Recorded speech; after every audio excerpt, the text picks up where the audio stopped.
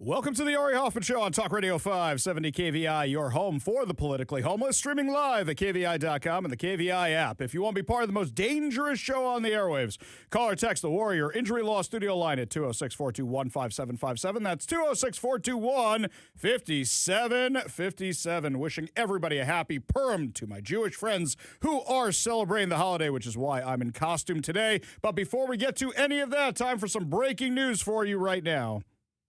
Talk Radio 570 KVI. Breaking news on the Ari Hoffman Show. About an hour ago, we got this story, which makes us question, is Starbucks leaving Seattle?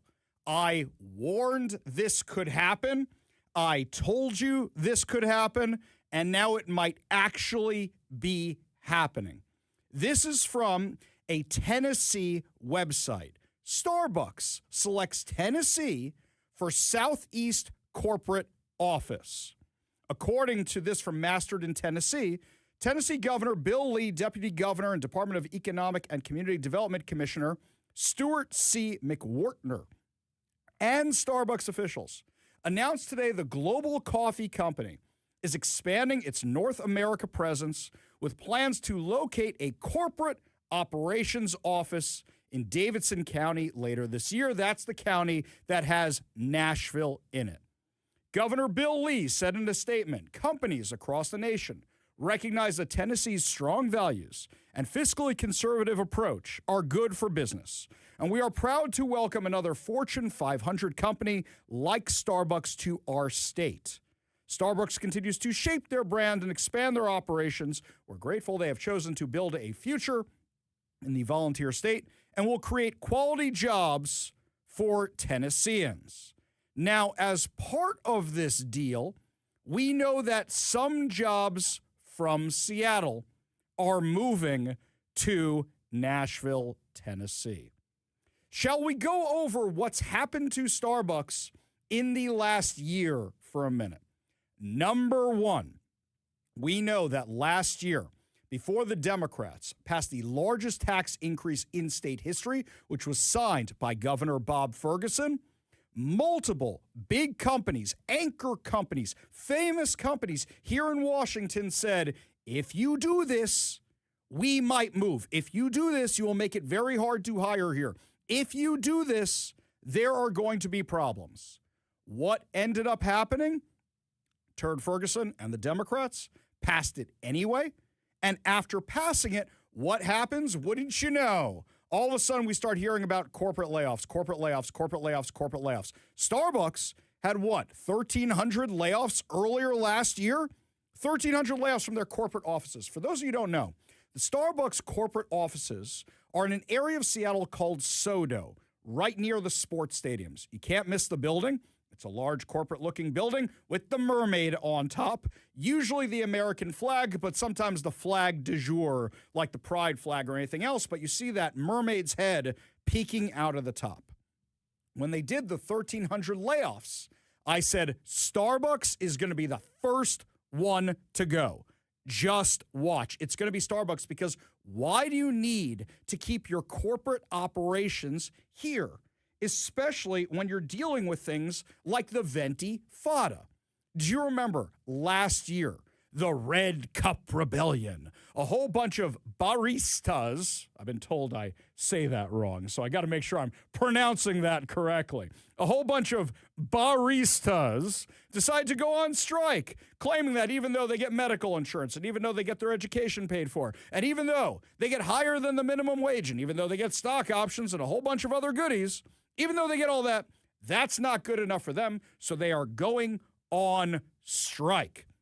And they decide to protest all over the city, and especially in front of the Starbucks corporate headquarters.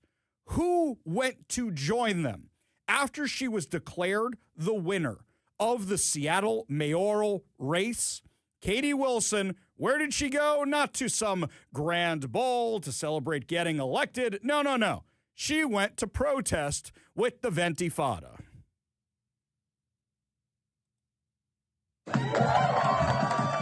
That is why I am proud to join them on their picket line and proud to say loud and clear, I am not buying Starbucks and you should not either. would like to close with a message to Starbucks. This is your hometown and mine. Seattle's making some changes right now. And I urge you to do the right thing. Because in Seattle, when workers' rights are under attack, what do we do? When workers' rights are under attack, what do we do? When workers' rights are under attack, what do we do? Because this is your city. Thank you very much. So the mayor of Seattle clearly doesn't want Starbucks here.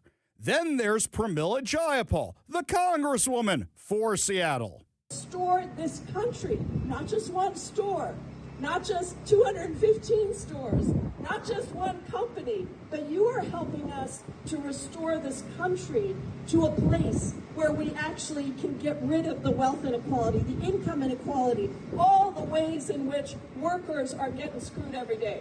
So thank you to all of you for being out here. Thank you, allies, for being on the picket line. And no contract. No coffee. No contract. No coffee. No contract. No coffee. Thank you, everybody. No Starbucks, none of their corporate taxes. Remember, if they go and they move their corporate headquarters, they ain't going to be paying your payroll tax, and their executives ain't going to be paying your income tax because now they're going to be in Nashville. And lots of companies are moving to places like Nashville. Also, notice in this announcement, Starbucks says they're expanding in the Southeast. Why aren't they expanding in the Pacific Northwest, where everybody loves coffee? Why aren't they expanding in the West Coast? Why are they closing stores in our area? Oh, right. Because of the massive amounts of crime, because of the protests, because of the unionization, put it all together, they're closing up stores around here. Is anybody surprised about this? We called this ages ago. And Starbucks isn't the only ones.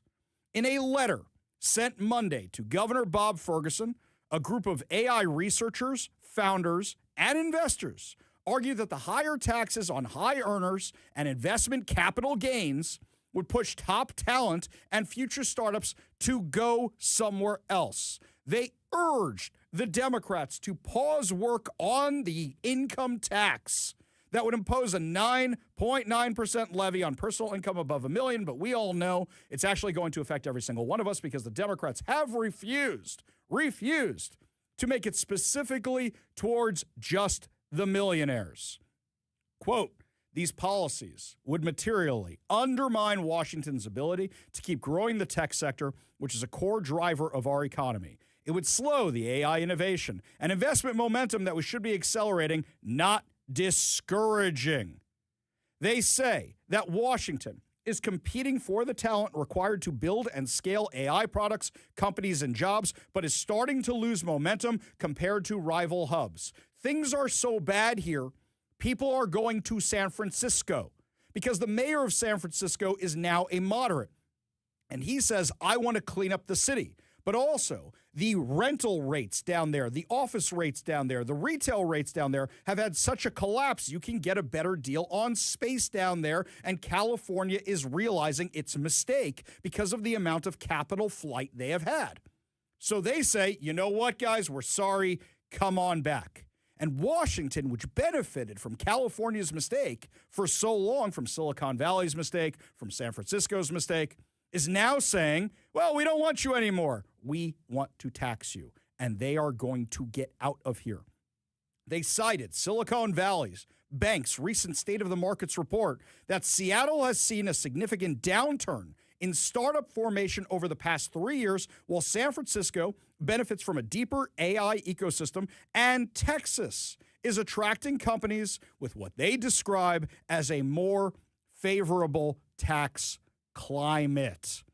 The report shows that VC-backed company formation in Seattle has fallen 30% since 2022. And the only hub that has seen company growth is now San Francisco. Have they realized their mistake and fixing it? Or is it just people are so desperate to get out of this area because they see what's coming? I find it entertaining that all of this news comes on the same day that Travel and Leisure magazine is claiming that Seattle is ranked the best city to live in the U.S. Now, with all due respect to the people at Travel and Leisure magazine, I get these press releases all the time. And I got this one too. And I ignored it because it's stupid. If you said people like traveling here because of the weather or whatever it is, I'd say sure. But you think people want to live here with all the crime we have going on, where we don't even know if the light rail is going to be running any day, where they're about to tax the you-know-what out of you, when you're seeing 40 taxpayers at last count leave Washington State per day? Are you kidding me with this? The study analyzed 45 cities worldwide, evaluating each one on 6 core features: overall quality of life, safety, healthcare access, air pollution levels, unemployment rates, and monthly disposable income. All right, here's the areas I already know you're full of you-know-what. Unemployment rates. Washington State has some of the highest unemployment rates in the U.S. They are still climbing, while national unemployment rates are going down. Safety. Are we better off than we were a couple of years ago during record highs? Absolutely. You had nowhere to go but down. However, you know what's going on around here. We still have insane crime rates. In fact, the amount of true crime stories we've been doing on the show has dramatically increased because this is getting so much worse. Okay, air pollution. Well, it's nice and clean around here. I guess that's not an issue. What else are we talking about here? Monthly disposable income. Well, there's a lot of rich people around here. They ain't going to be around here much longer. Also, I did a little check on this report. Wouldn't you know? They did this before the full effects of all the tax increases went into place, and we started having this massive capital flight out of Washington. So spare me this nonsense of what a great place it is to live. Anytime we have had this discussion on the show, we talk about gas prices, and anytime I bring this up and I say how many people have considered leaving town, immediately the text lines blow up with a whole bunch of you saying, yes, I'm considering it. Watch, I'm going to do a little experiment right now. Have you or any members of your family discussed or considered leaving Washington State this year? Text me yes or no at 206-421-5757. That's 206-421-5757. Let me know if it was because of the cost of living. Let me know if it was because of safety. Let me know if it was something else. 206-421-5757. That's 206-421-5757. Robin Lakewood says, will the last big company leaving Seattle please turn out the lights? Because that's exactly what's going to happen. And I don't want this to happen. I like it here. I moved here because I love how clean the air is, because I love that I could take a boat out, because I love that 90 minutes away is skiing, because I love the quality of life here before the Democrats flushed our state down the toilet. They're talking about a small move of just a few jobs out to Nashville. Well, when you lay off 1,300 people in corporate cutbacks, are you going to blame AI for that one, Starbucks? You're going to blame AI for that? I don't think it was AI. Just a guess. It's the people who designed AI who are leaving town. You're not selling as much coffee. And it's their lunatic communist children with the blue and green hair who are part of the Ventifada outside your corporate offices. It'd be one thing if they were just protesting their wages, which, by the way, are very, very generous. But they're wrapped in Hamas keffiyehs while they're doing it. Starbucks doesn't even have a location in Israel. The closest Starbucks to Israel is in Amman, Jordan. That's the closest one. Do you think Starbucks is gearing up to leave town? Because I think they are. If they already fired or laid off 1,300 people from their corporate offices in SoDo, if you've seen the building, I wonder how many are left. So when just a few people are going, and then just a few more people are going, what, you can't do this job from somewhere else? You need to be here in Seattle? I wouldn't be surprised if we hear very, very soon that is going to join the ranks of the empty office spaces available for lease over 33% of Seattle very, very soon. And that building itself is a microcosm. That building used to be Sears, and then Sears went away.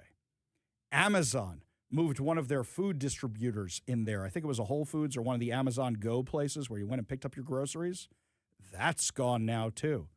There's a Starbucks there, and there's a daycare there, but I haven't seen a lot of cars coming and going from that specific area, probably because they laid off 1,300 people. You think a lot more are coming back? The text lines have absolutely exploded. Why are people leaving? John in Duval says they've been considering leaving for the past 6 years. Lauren says, yes, we're leaving because of safety. We've talked about leaving because of safety. 425, yes, because of business taxes. Becky and Enumclaw, yes, because of cost and safety. Frank says yes. Jeff and Kent, safety, the upcoming income tax. From the 206, yes, actually because of the liberal policies. From the 253, left in November of 2024. Don says yes, due to the costs, and they keep on coming. Here's another one. Mike in Lake Stevens says yes, because of gun rights. It's nonstop. The text lines are blowing up because so many of you want to leave because of these bad policies. So I have another question for you. I have another one for you. Do you think that this might scare the legislature? Or you think they don't care? They're going to forge ahead anyway. Even though we know that anytime you raise taxes on corporations, they bail and you bring in less revenue. Do you think this is the wake-up call that the Washington state legislature finally gets? Do you think this is it? A bunch of you sent me the Seattle Times editorial board article today that said, let voters voice a real yes or no on the income tax, talking about how it should be a referendum. There shouldn't be an emergency clause on this thing, forcing it to go to initiative rather than a referendum, which is easier to do. I don't want to hear anything from the Seattle Times. And the reason I don't want to hear anything from the Seattle Times, they endorsed Bob Ferguson, admitting in their endorsement that he was a terrible candidate. They endorsed most of the people in the Washington legislature who are behind this insanity. Oh, now the editorial board, the same editorial board that endorsed all those people, is coming out and saying, let the people have a vote. You helped create this mess. You guys caused this. James says over on the text line, so Starbucks leaving will fix the affordable housing problem. Just put the tent people in the Starbucks corporate building. Hey, that's great. And you have free coffee. Oh, wait, they're probably taking the coffee with them. I don't think they have the machines in the building necessarily. Non-stop on the text line. I've got 1, 2, 3, 4, 5, 6, 7 pages of texts of you guys. And I don't see a single person saying no. I see some of you going, I'm stuck here. I can't stay here. That breaks my heart because a lot of you, or I can't leave rather, because a lot of you are talking about leaving when this is your home, when this is where you grew up. And if you didn't have the family ties or you didn't have the job ties or whatever the case may be, you'd be out of here already. I don't want Washington to crash and burn. It upsets me that I got excited when I saw this article today because it means more people are leaving. I know people in my synagogue who got laid off from Starbucks. I know people in my synagogue who are worried about getting laid off from Starbucks. I'm going to have to talk to them about whether they're going to be leaving, whether their jobs are going to be moving. I'll tell you this is not good. The Democrats are economically suicidal, and they know what this is going to do. But it just gives them an excuse to tax you when all the corporate people leave. I wonder how many people are going to be left. It's insane how bad this can get, as if things around here weren't bad enough already. Like, for example, today I wake up and I find out, what do you know, the light rail isn't running again. Oh, is it because somebody stole the copper wiring from some of our unsheltered neighbors? We'll talk about it when we come back. You're listening to the Ari Hoffman Show on Talk Radio 570 KVI.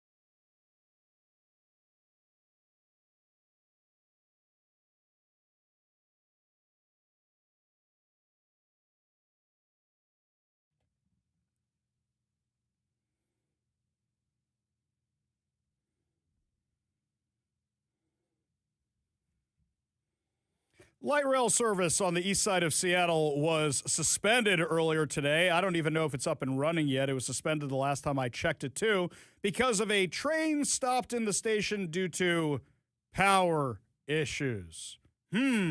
What conducts electricity that's part of the light rail? Hang on. This is a head scratcher. Is power issues the new code for a homeless guy stole our copper wiring again? Because that would be my guess. Oh, no, wait. In the press release from Sound Transit, it says it was not due to copper wire theft. It's happened so many times that now they have to put in the press release it's not due to copper wire theft. So was something else stolen? Was it a giant piece of metal that conducts electricity or a piece of the rail? Did that disappear too? Who knows? It could be anything. Was the train itself stolen? I think about these things. Maybe they tried to steal the copper wire, but they didn't get it, so it wasn't stolen. Oh, I see what you're saying. That's like that story I told a few weeks ago, right on the day of the Super Bowl when the same thing happened. A friend of mine had a warehouse that wasn't occupied at the time. And all of a sudden, there was this massive power surge. And I don't remember if the sprinkler system went off, but whatever it was, the alarm system.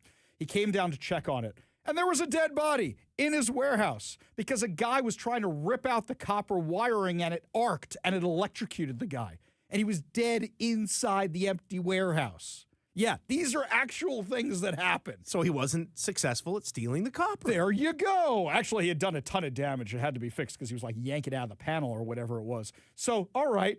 Not due to copper wire theft. Right. They didn't get away with it. They unhooked it, but got electrocuted in the process. It's kind of like I have to remind my wife sometimes, I've never lost a cell phone. I've misplaced it for a while, but never actually lost it. That'll do it, right? I mean, okay, this can't be just a me problem, right? In the morning, where's my wallet? What'd I do with my wallet? Where are my keys? What'd I do with my keys? Because I'm an old senile fool, and they're only in one of 6 places that I keep this. So where's it going to be in my house? Next to my bed, right? Or in the jacket I was wearing last, or in front of my computer, or in front of the TV. Those are the only places. It's when you go to each of those places and they're not there, that's when the wife realizes what's going on. And she goes, "Did you lose your keys again?" And you go, "No. Have you seen them anywhere? Anywhere?" And she goes, "Well, where did you have them last?" You go, "I checked all those places." And the embarrassing thing, yes, why they put up with us, I will really never understand that. Why we put up with Sound Transit, I'll never understand that either. 2-line service was suspended from the South Bellevue station to the Spring District station. But they said a bus bridge was currently in place to solve the problem. Excellent. Wonderful. The disruption was detected at 4:15 a.m.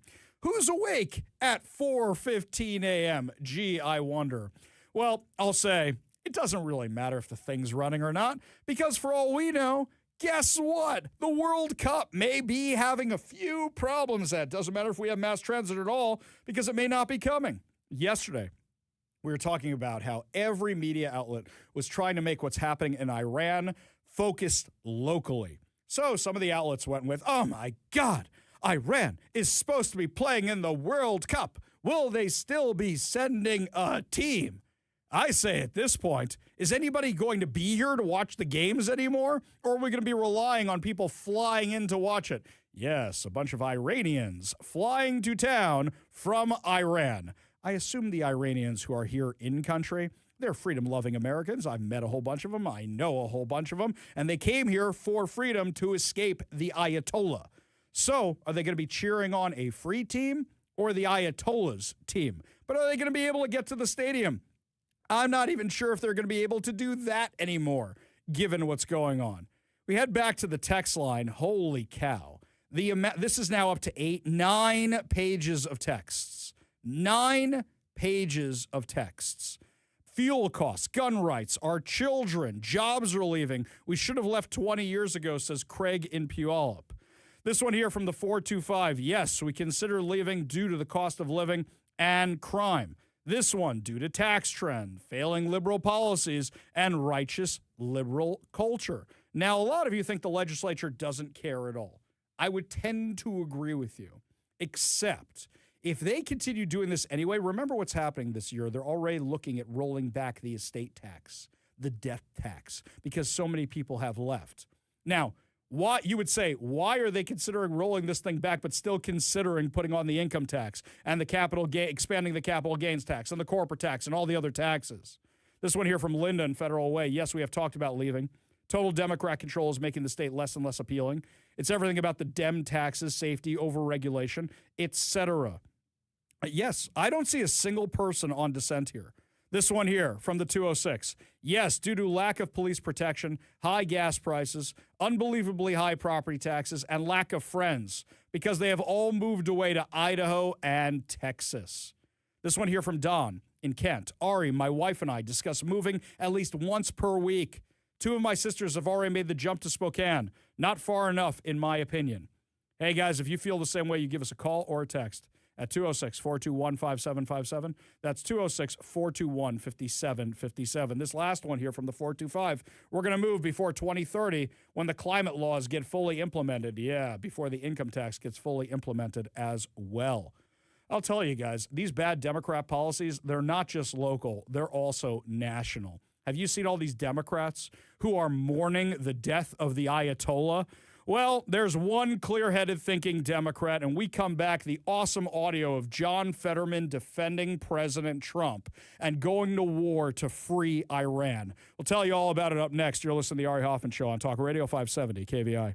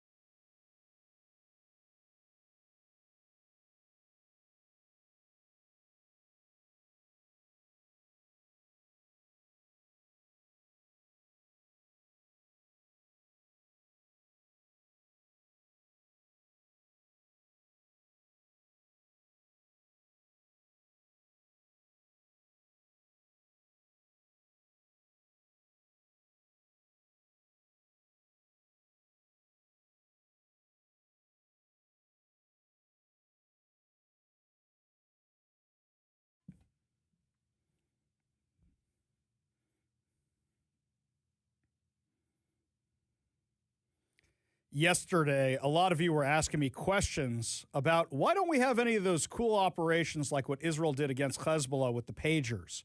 Why don't we have any of that with the Iranian operations? And I found out the answer to you is actually how'd they figure out where the Ayatollah was? Well, somehow they tricked the Ayatollah and all his head lieutenants into being into one room at a time. That's trick number one, but here's trick number two. Apparently, Israel hacked Tehran or Iran's traffic control system 3 years ago.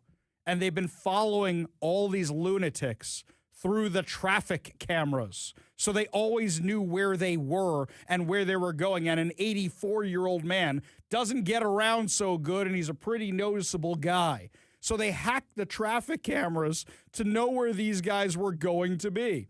Today, Congress got briefed about the attack so far. How's the battle going? And basically, we've completely annihilated Iran in just 3 or 4 days. It's going splendidly. It's very unfortunate that 4 American lives have been lost. And I'll tell you this, is that this Sabbath, when we were getting all this news via broken telephone from the security guards, a really sad report came out. I don't know where they got this from, but that 200 U.S. soldiers had been killed in the war. And everybody's heart fell, everybody's heart sank, and everybody went, no, that doesn't sound right. No way that could be right. The amount of people who were sad about that. Even 4 is too many. But they gave the last full measure of devotion to free the world from a nuclear Iran and protect the United States from a nuclear Iran. It's really, really sad. But somebody like John Fetterman is saying he's standing with President Trump. And it's more just now because of that, what this happens. You don't have to agree on everything, but it's like, yes, I'm the only Democrat because I'm not afraid of my base to just say, you know what, this was overall a good thing. You don't have to agree on everything. So I'm going to be honest. So, like, why can't you just acknowledge that one of the most evil people on the face of the earth was erased? That's a good thing. Exactly right. You know, on Thursday, you guys are going to love this. A lot of you asked me if I could have him on the show. On Thursday, Adam Smith is coming on the show. And we're going to ask him some very, very hard questions about things he didn't stand up for during State of the Union. We're going to ask him why he's not supporting this war.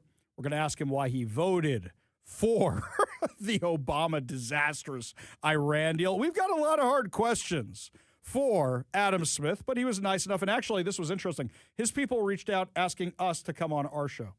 And I thought that was interesting. A lot of you were saying, hey, can you have him on? Can you have him on?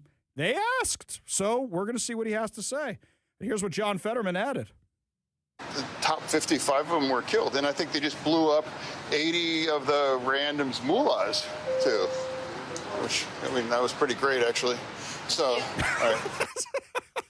That's right.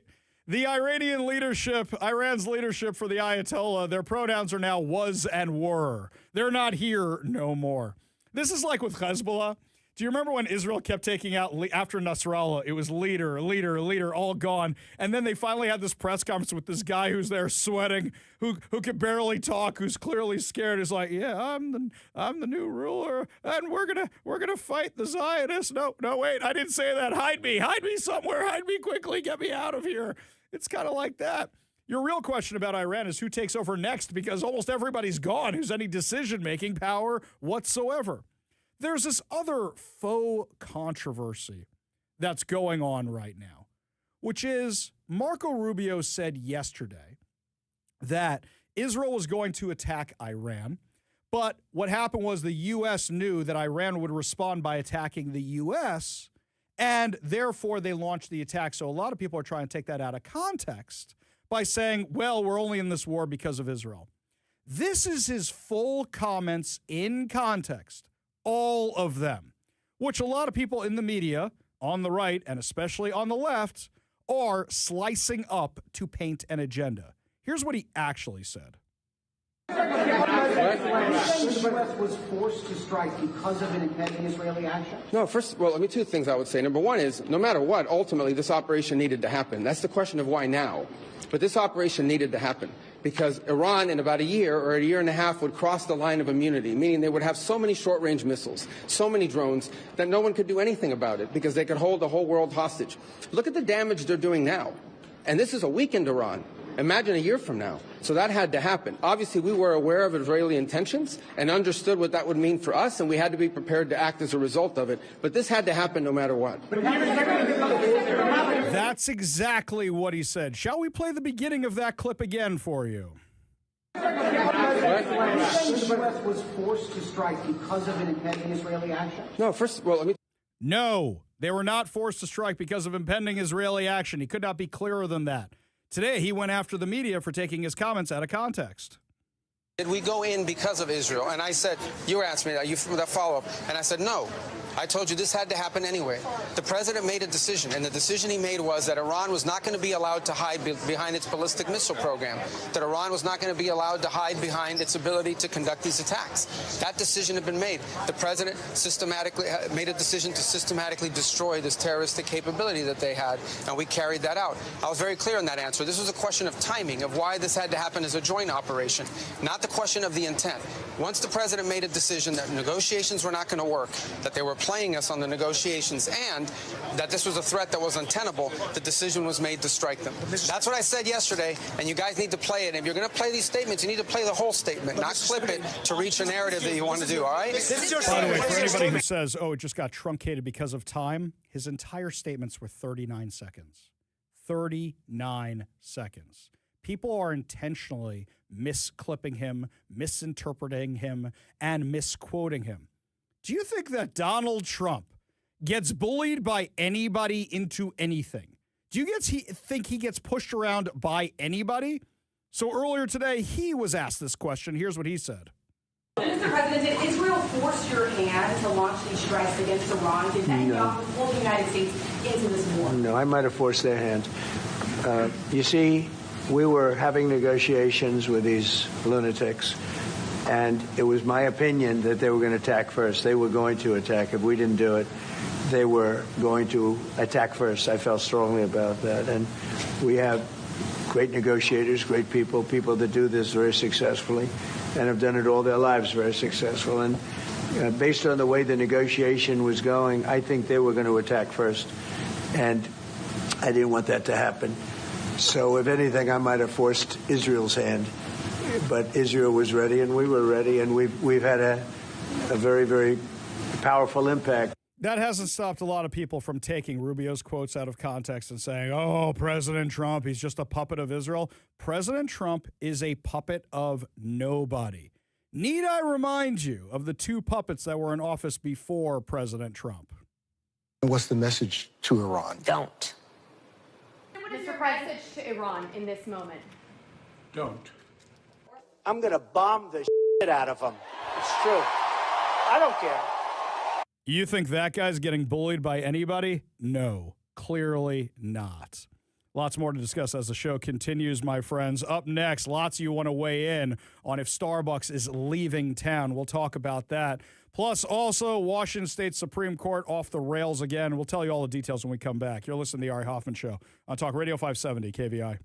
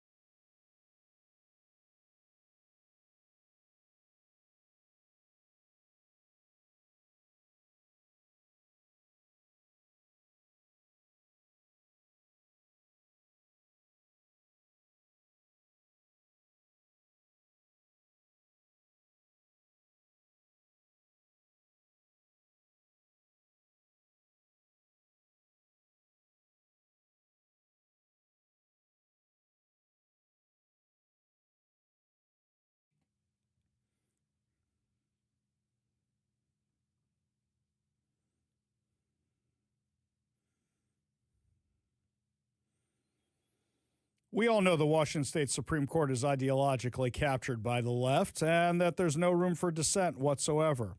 The Washington State Supreme Court ruled that Lucy Louser, a transgender Stevenson City Council member who faced a recall petition after being arrested for indecent exposure, will not be removed from his city position.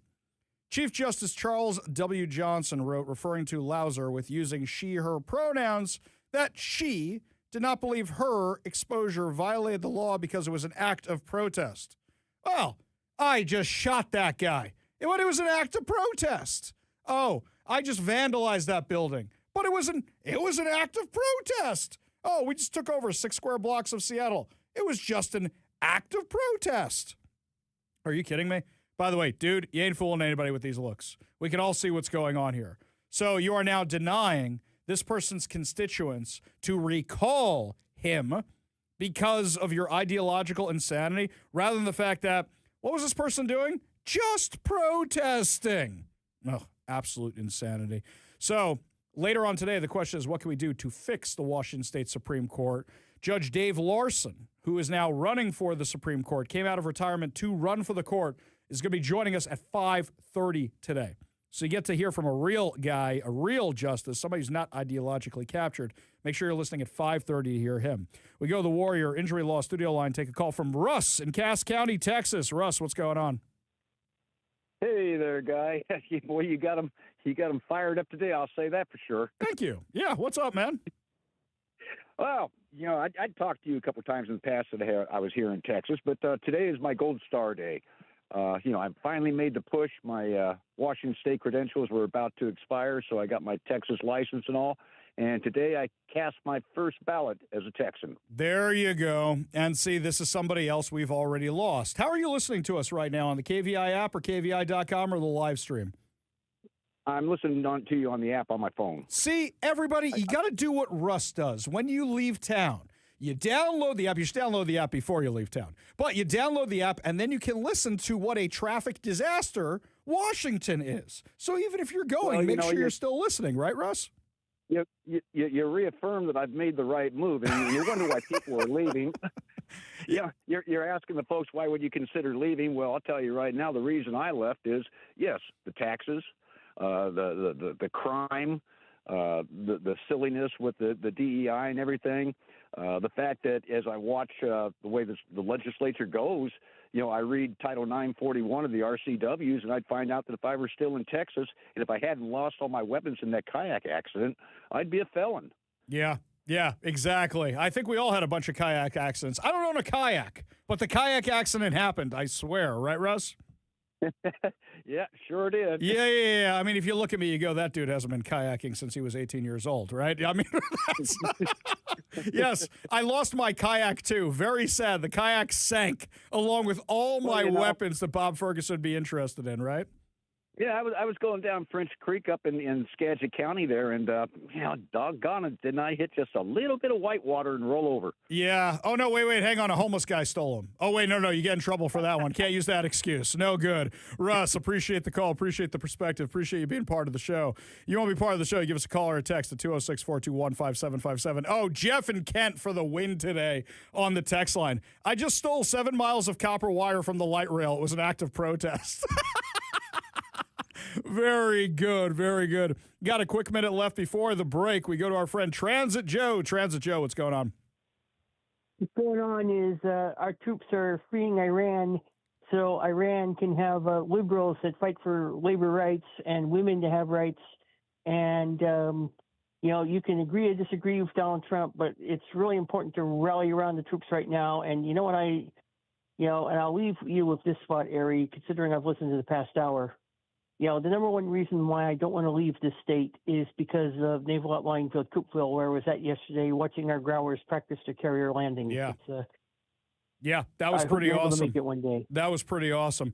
I'll tell you, Joe, I think you should actually do one of these pro-con kind of things on a piece of paper. What you like about President Trump, what you don't like about President Trump. And I think you've been moving slowly but surely the years you've been listening to the show. But we love having the conversations when you disagree with us, buddy. Yeah. Appreciate the call. Appreciate you being part of the show. You want to be part of the show, you give us a call or text at 206-421-5757. That's 206-421-5757. Well, our Washington Supreme Court might be off the rails completely. But the good news is that the U.S. Supreme Court says they are standing up for parental rights. And when we come back, we'll tell you exactly what they did and how they stopped California's insane agenda and how they might be able to stop the one here as well. In addition to that, we're going to tell you about this new law, which the Democrats are trying to push through here. You thought Senate Bill 5599 was bad? No, my friends. This one is infinitely worse, trying to double down on the worst parts of that.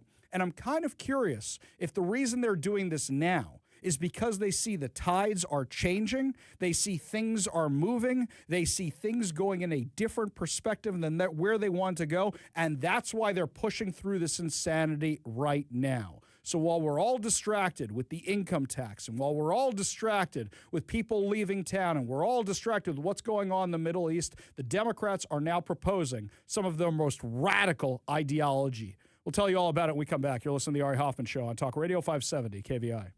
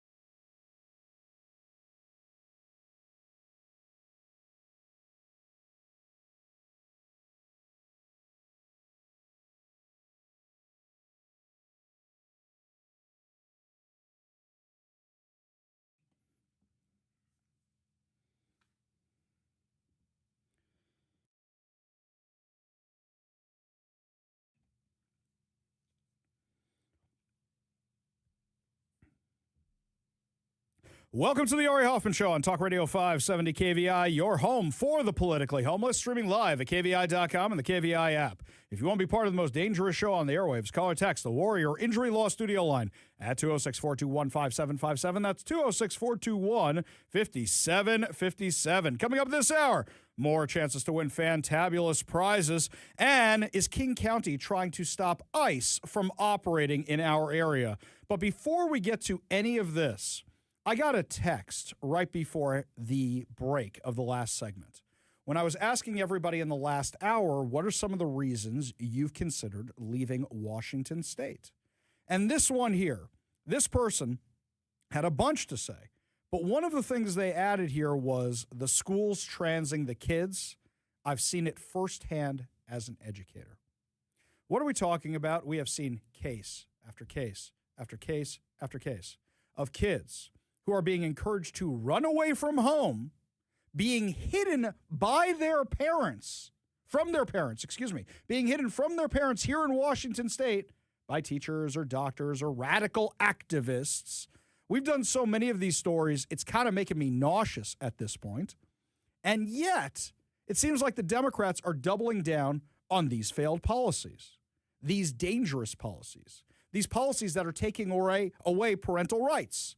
But there is some good news. Yesterday, the Supreme Court, according to Fox News, cleared the way for California schools to notify parents if their children want to change their gender identity without approval from the student amid a challenge against the Golden State's ban on so-called forced outing of transgender kids.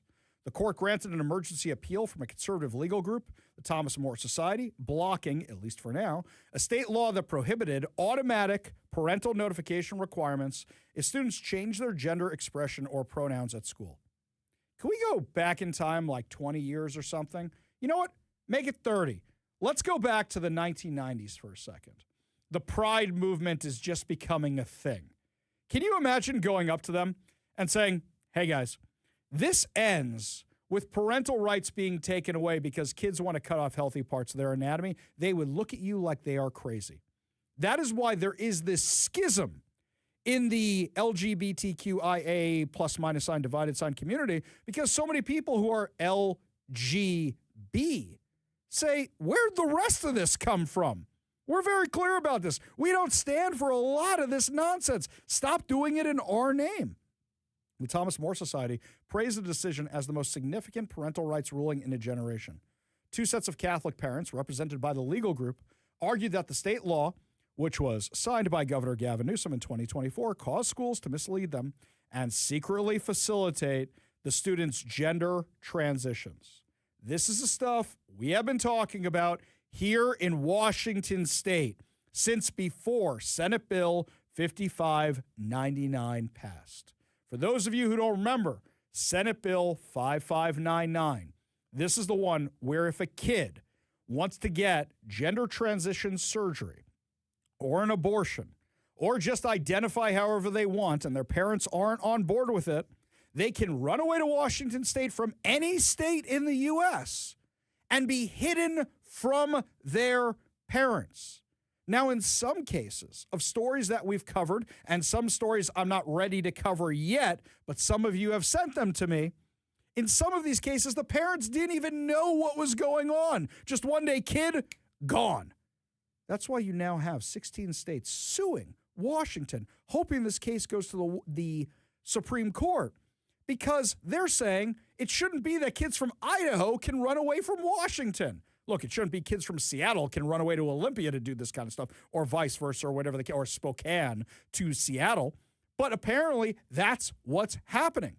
Florida, Idaho, and 14 other states are now suing, trying to stop this insanity. So it's good that the Supreme Court stopped this, because this is an indication that if Senate Bill 5599 goes in front of them, they'll stop that too. California contended that students have the right to privacy about their gender expression, particularly if they fear rejection from their families who may not support their decision to adopt a new gender identity. The state also said school policies and state law sought to balance student privacy with parental rights. For those of you that are thinking, what if the kid's being abused? There are things you can do. There are laws already on the books if a kid's being abused. Here, we've seen oftentimes that kids are getting pressured by the teachers to transition. In fact, a lot of time, they're targeting vulnerable kids, like kids with autism. I know people it has happened to. You wouldn't believe the questions these radical teachers and these radical doctors ask these kids, like they're just chum for them to do whatever it is with. They are kids. They are human beings.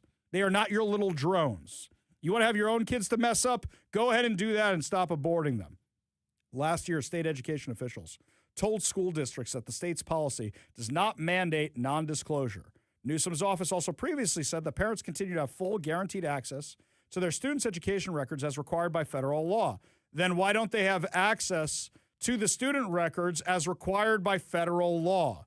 They wouldn't be bringing the lawsuit if they had access to those records. The craziest thing to me, what did we used to have in our schools when we were kids? You had the school nurse's office. And I assume it's the same thing in the public schools that it was in the private school. You go there if you want to get out of class. You go there if you're feeling a little under the weather. Maybe they have to ask your parents' permission to give you a Tylenol or something. You know what our school nurse used to do? This was very, very clever. She knew that a lot of kids were just, whatever, something's bothering them in the stomach or it's not even such a big deal. She kept a thing of Coca-Cola in the pantry or whatever it was in the school nurse's office in the closet, and she would pour it into a spoon and give it to you. Oh, I feel better. I had the Coca-Cola. I had the cola syrup. I feel so much better. I'm ready to go back to class now. Yeah, I don't think I found that out till I went to high school that she was messing with us that whole time. Yeah, she was a good one. But anywho, the Supreme Court sided with the parents on Monday and reinstated a lower court order blocking the law and school policies while the case continues. They said the parents who assert a free exercise claim have sincere religious beliefs about sex and gender. They feel a religious obligation to raise their children in accordance with those beliefs. California's policies violate those beliefs, the majority wrote in an unsigned order, adding that the state policies also burden the free exercise of religion. You know why I think this one was unsigned? Okay, it's just an order. It's not a full-on ruling. There's more about this. But I bet some of the liberal justices agreed and didn't want their names on it because they didn't want to be raked over the coals by the left. That would be my guess. Conservative Justices Samuel Alito and Clarence Thomas also said they would have gone a step further and granted the teachers' appeal to lift restrictions for them. The three liberal justices dissented, saying that the case is still working its way through lower courts and that there was no need to take action now. Justice Elena Kagan wrote, if nothing else, this court owes it to a sovereign state to avoid throwing over its policies in a slapdash way. Yeah, but there's one little problem. If the kids can run away to that state, you now affect the other states, Justice. A federal judge ruled in December 2025 that schools cannot prevent teachers from sharing information about a student's gender identity with the parents, but an appeals court blocked that ruling last month, leading the plaintiffs to ask the nation's highest court to step in, and it's a good thing that they actually did. I keep coming back to what we heard at the Future 42 conference, that we found out that kids in schools are being given these exams about their mental health. And you can opt your kid out of these. And I bring it up all the time to make sure you all know you are legally allowed to opt your kid out of this insanity. What do these things say? They say they have these quizzes where they ask you all these questions that actually give kids ideas about suicide, about cutting themselves. And then if you fill it out the wrong way, you get a call. You get a call from a school guidance counselor who says, hey, your student's struggling, your kid's struggling a little bit, and maybe they should go to the UW homework center. The homework center ain't a homework center. It's not. It's radical indoctrination. And a lot of these tests, these quizzes, these evaluations are giving the kids ideas. Yes, you can opt out. And this isn't something that's specific just to the public schools. This is in the private schools as well.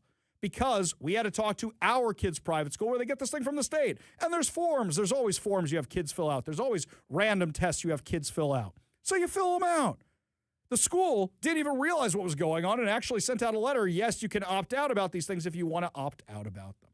So while it seems like things are on the right track, the Democrats here in Washington are doubling down on their insanity. Travis Couture, representative from right here in Washington, said, he posted this on X, much like Senate Bill 5599 in 2023. This bill, Senate Bill 6184, seeks to hide children who run away from home as young as 13 from their parents for abortions and gender surgeries. I'm not going to list all the ones he listed because they're a little graphic for the show. It would also change the definition of a child to mean a person 21 years old and below. This is state-sponsored kidnapping for irreversible mutilation of children that the government would aid. This passed because the Democrats don't care and are pushing forward with this insanity. Travis Couture gave a very, very long, impassioned speech yesterday. Here's a short few clips of it that we got. I can't vote for this bill because I view it as state-sponsored kidnapping of kids. Under compelling reasons in the bill, one of the compelling reasons is abuse and neglect as defined in RCW, which I'll get to in a minute. But the other one reminds me of one of my first sessions here, Senate Bill 5599, to essentially hide kids from their parents if they want to get certain health care services, including gender-affirming care and abortions. And when we're looking at gender-affirming care services under the bill, RCW 7409675, what that means is facial feminization surgeries and facial gender-affirming treatments such as tracheal shaves, hair electrolysis, and other care such as mastectomies, breast reductions, breast implants, or any other combination of gender-affirming procedures, including revisions to prior treatment when prescribed as gender-affirming treatment, may not be excluded as cosmetic. It is insane to me. It is absolutely insane to me that this is something that the Washington state legislature is pushing forward with, but they're doubling down on the insanity they had under Senate Bill 5599. It's more of this craziness. So when the person on the text line was talking about the transing the kids, I was in a debate last week on Guy Palumbo's show. A lot of you don't know him. He's very active over on YouTube and the social media. He invited me on. He had a cancellation. He asked me 30 minutes before I went on if I would go on. I ended up debating this guy named Destiny. I don't know who Destiny is. Apparently, he's got a really big social media following on the YouTube. But he's a guy, and his name is Destiny. That's his chosen name.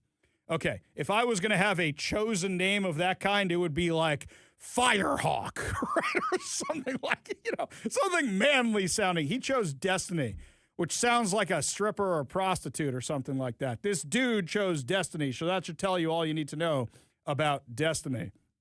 Anywho, he said, well, this is no big deal. You guys make it sound like it's a big deal, this transing of the kids. It's not a thing. It's not happening. And I went on to quote Senate Bill 5599 and pull it all out of there. And he goes, oh, so it's like 3 kids that's happening to. I'm like, well, hang on. I thought you said it wasn't happening. That's Destiny. That's the left.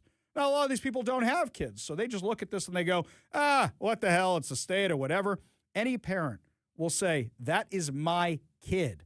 I am paying for them. I created them with a little help of the man above. I created them. You do not get to decide what happens to my kid. I am responsible for their upbringing. And now that I have 2 kids out of the house, I thought, okay, when they leave the house one day, that's their thing. They're on their own. Nuh-uh. Aside from the bills never stop, by the way. Yes, the gift that keeps on giving. You worry about them every second of every day. Every single second of the day. You want to say I'm a worrywart? I'm not. I'm just being a normal parent. My son this morning posts some pictures of some shrapnel from the rockets that fell near his apartment in Israel. I'm like, all right, I'm proud of you for serving in the Army. You're doing great. And meanwhile, I'm like, oh, my God, this is freaking me out.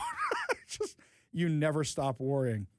When my kids were living at home and they asked to borrow the car for the night, you can't go to sleep before they get home because you're hoping they get home intact. Now, if a school is trying to subvert your parental rights, you got to ask why.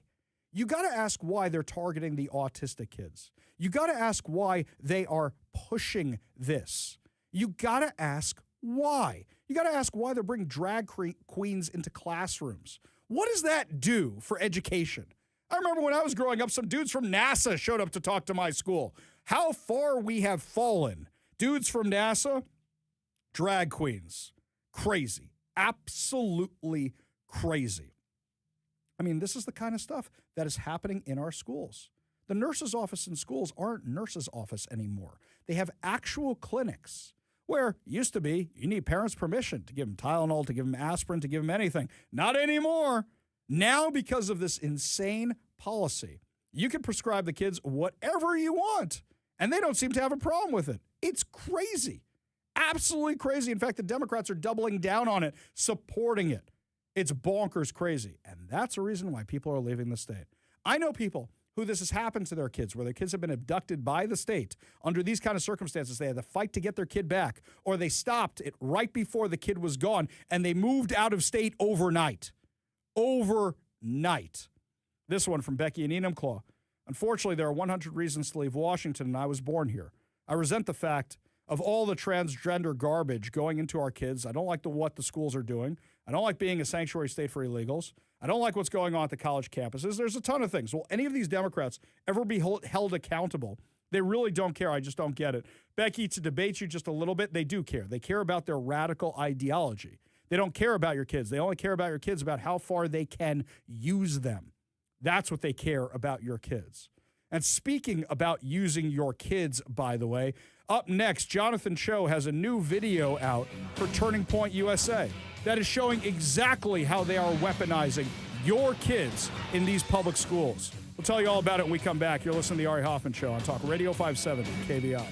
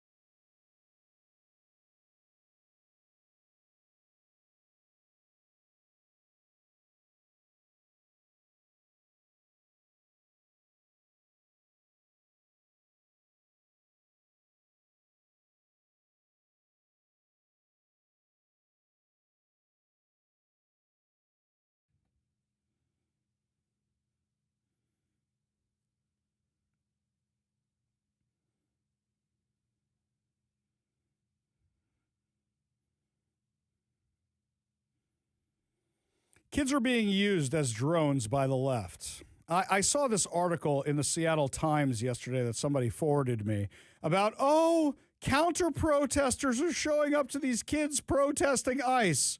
Well, let's be real what's happened during these protests so far. What have we seen when these kids leave school? Them attack people, them steal things from stores, and vandalizing property. Oh, and almost getting hit by cars, and in other states, actually getting hit by cars. Bravo, everybody. Bravo. I love also where it's like, hey, we're going to teach you what it's like to go out and protest. This is your right as an American citizen. Yeah, you know what comes along with that? Counter-protesters who are on the other side. That's just a part of it. So if you want them to get the full experience, that's what happens. Exactly. Whenever I was taken to these protests to stand up for Israel, whatever it was when I was in school, guess who would be nearby? That was an eye-opening experience when you're a kid. It's a fact of life. If you protest something, somebody's going to have the other opinion. I don't feel bad for you. But you know who else doesn't feel bad for them? The teachers. Because they're using them as drones. Our friend Jonathan Cho has a new report out for Turning Point USA, and you might hear a familiar voice in the background of this one. Get off of Wow! For the past few weeks, thousands of middle school and high school students across the nation have participated in anti-ICE classroom walkouts, triggered primarily by the chaos in Minnesota.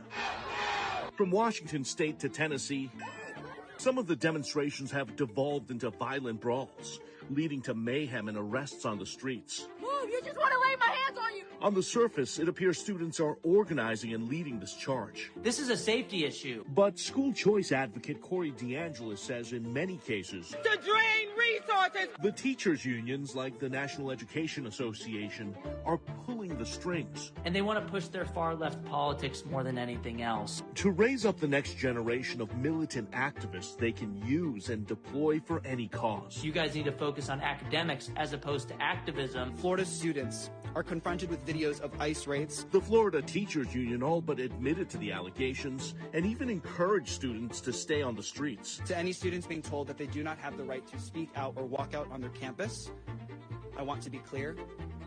This is the United States of America.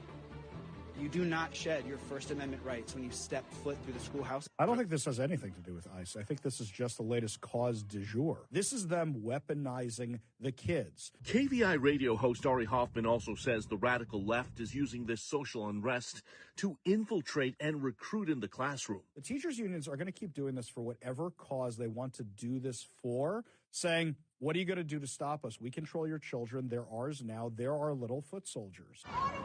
Look what happened recently at Newport High School in Bellevue, Washington. An outside communist group posted flyers to push Marxist propaganda and encourage students to join them to rally in the streets. Are any of these teachers prompting this? In response, some public schools are putting out statements saying teachers are not involved and parents are responsible for kids once they leave campus. They want to wash their hands clean. Some moms and dads say that's unacceptable. I am entrusting you with my tax dollar to keep my children safe. And are pulling kids from classrooms and slamming school boards. It's ridiculous. It's criminal negligence. But in Issaquah, Washington, she did feel that the issue around what's happening with ICE and Minneapolis was important. Peter Mitchell recently says he joined his child during a student-led anti-ICE classroom walkout. I'm glad she did. While a fight broke out and police were called, Mitchell says this has been a teachable moment for his family. Kids really don't know what imperialism is. My daughter did, but she's like, I don't really agree with what they're talking about. So anyhow, as far as learnings go, that was great. Crazy. Absolutely crazy how kids are being used by these radical activists. And it's insane. And I really got to call out the normal teachers for a minute here. How come you guys don't talk about this stuff more? Are you afraid of the union? I know a lot of you won't leave the unions because you say we get paid better in public school than private school. I hear that. I understand that. But here's something else. Expose it. Send it to me. Send it to us. ARI@KVI.com. We'll expose this insanity and we can protect your identities. A lot of you have sent us stuff before. Because when these teachers do what they do with the brainwashing, that's how you get polls like this one. For the first time in more than 2 decades of Gallup polling, Americans say they sympathize more with the Palestinians than the Israelis. The survey shows 41% sympathize with the Palestinians, 36% sympathize more with Israel. The remainder are undecided or say both or neither. Just a year ago, Israel led 46 to 33%. What happened in the meantime? Well, let's see. Nonstop protests, letting kids walk out in support of murdering, raping terrorists. That's what happened. The shift is being driven largely by independents moving away from Israel. Among Democrats, 65% now sympathize more with Palestinians, while 17% side with Israel. Republicans remain strongly supportive, though even that support has softened over the past decade. Why do you think that is? Because of the Tucker Carlsons of the world, because of the Candace Owens of the world, because of the Megyn Kellys of the world. This is being framed as a story about Israel, but it's not. It's about America. Israel did not suddenly transform into something new. It remains the only democracy in the Middle East, which is standing against jihadi insanity and regional threats. But across college campuses and online, you see movements that romanticize resistance while minimizing terror, supporting Hamas, supporting the Ayatollah, as we've seen recently. This one, according to our friends over at Mossad Commentary, it's not actually Mossad, it's a parody site, but they do real news from time to time also here, ideological currents rooted in anti-Western, anti-capitalist, and anti-liberal frameworks. A generation increasingly skeptical of the very foundations of America. This isn't about Gaza. It's more about a broader ideological realignment inside the United States. The deeper question is whether Americans recognize what's going on or if they're just going to keep ignoring it. If public sympathy can shift this quickly, the issue is not just foreign policy, it is also confidence in civilization. This poll isn't about Israel.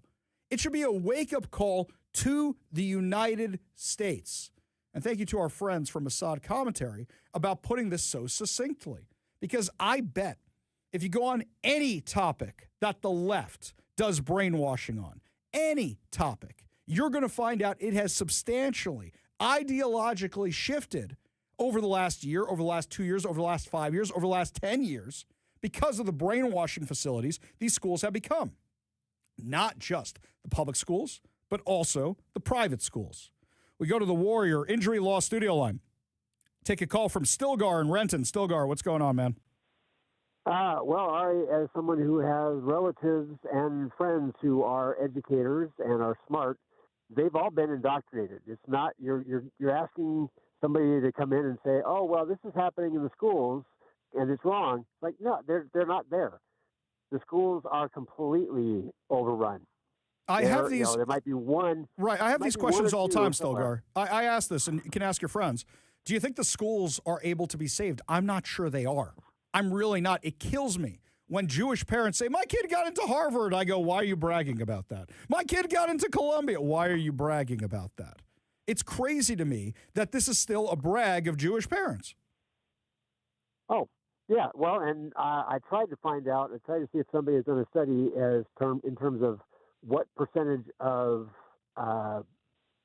trans kids belong to public educator parents. I couldn't find an actual study done, but I assume that from what I've seen, that it would be a much higher percentage of the general population because they're already there. They're already looking for the cues. They're already saying, oh, well, wait a minute, Davey was, looking at my pumps kind of and saying, oh, well, those look interesting, Mom. Can I try them on? And I'm like, oh, well, it must be a girl. They're already looking to do that. I tell the story. Yeah, I tell the story of my niece all the time. She was playing with a mermaid a few months ago. My little 6-year-old niece, she's playing with a mermaid on the floor. And she goes, I'm a mermaid. Now I'm not a mermaid. I'm a mermaid. Now I'm not a mermaid. Well, good thing we didn't have that fin surgery on her, right, Stilgar? Absolutely crazy. Well, exactly. Yeah, appreciate the call. Appreciate you being part of the show. You want to be part of the show, give us a call or text at 206-421-5757. Got a minute for one more quick call. We go to Steve in Auburn. Steven, what's going on, man? Hey, Ari, it's good to hear your voice. So I was calling about my experience actually when it was like 2011. The Kent School District teachers unions had been, pressing for more money and saying, hey, we're not getting paid enough. And they went over into the school year, and I wasn't actually able to get into school. I was not learning. I was being held back by the teachers unions themselves from actually getting an education. So my father, he said this is a good opportunity for us to, use our rights and push for our understanding of the rights we have in order to protest. And he took the day off and he said, you know what, we're going to go and counter protest. We're going to be the ones to say we want to be in school. That's amazing. That's amazing. I love that story. I really, really do. That's great, Stephen. Thank you for sharing But with it wasn't the institution doing that. It was my father doing it. It was my father teaching us and saying, this is what is possible. This is what we want. And it was for a good cause, too. It was so that I could make sure that I was getting the education that we were paying for as taxpayers. It sounds like you and I had similar kinds of parents. I'll say that. That's really, probably. That's great, Stephen. It's a generation we don't really have around anymore. Appreciate the call. Appreciate you being part of the show. You want to be part of the show, you give us a call or text at 206-421-5757. That's 206-421-5757. Now, mind you, if that wasn't bad enough, public safety, also a huge issue. Now it looks like one member of the King County Council wants to push legislation to stop ICE from doing its job here in our area. When we come back, we'll tell you what can be done to stop it, if this legislation is actually moving forward, if it's going to be successful at all. We'll tell you all about it when we come back. You're listening to the Ari Hoffman Show on Talk Radio 570 KVI.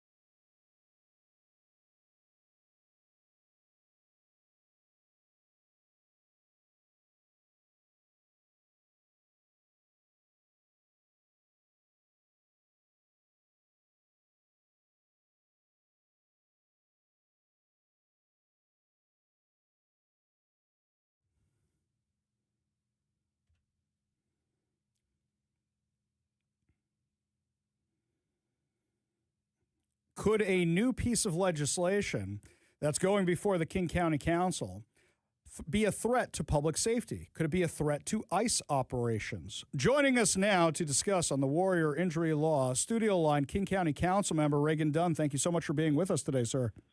Thanks for having me on, Ari. Such a pleasure. Let's start from scratch. As I understand it, Teresa Mosqueda, King County Council member, is pushing forward with this legislation where she wants to restrict building, I guess, jails, for lack of a better word, or any kind of detainment center in unincorporated King County. That signals two things to me. One, she wants less jails for regular local crimes.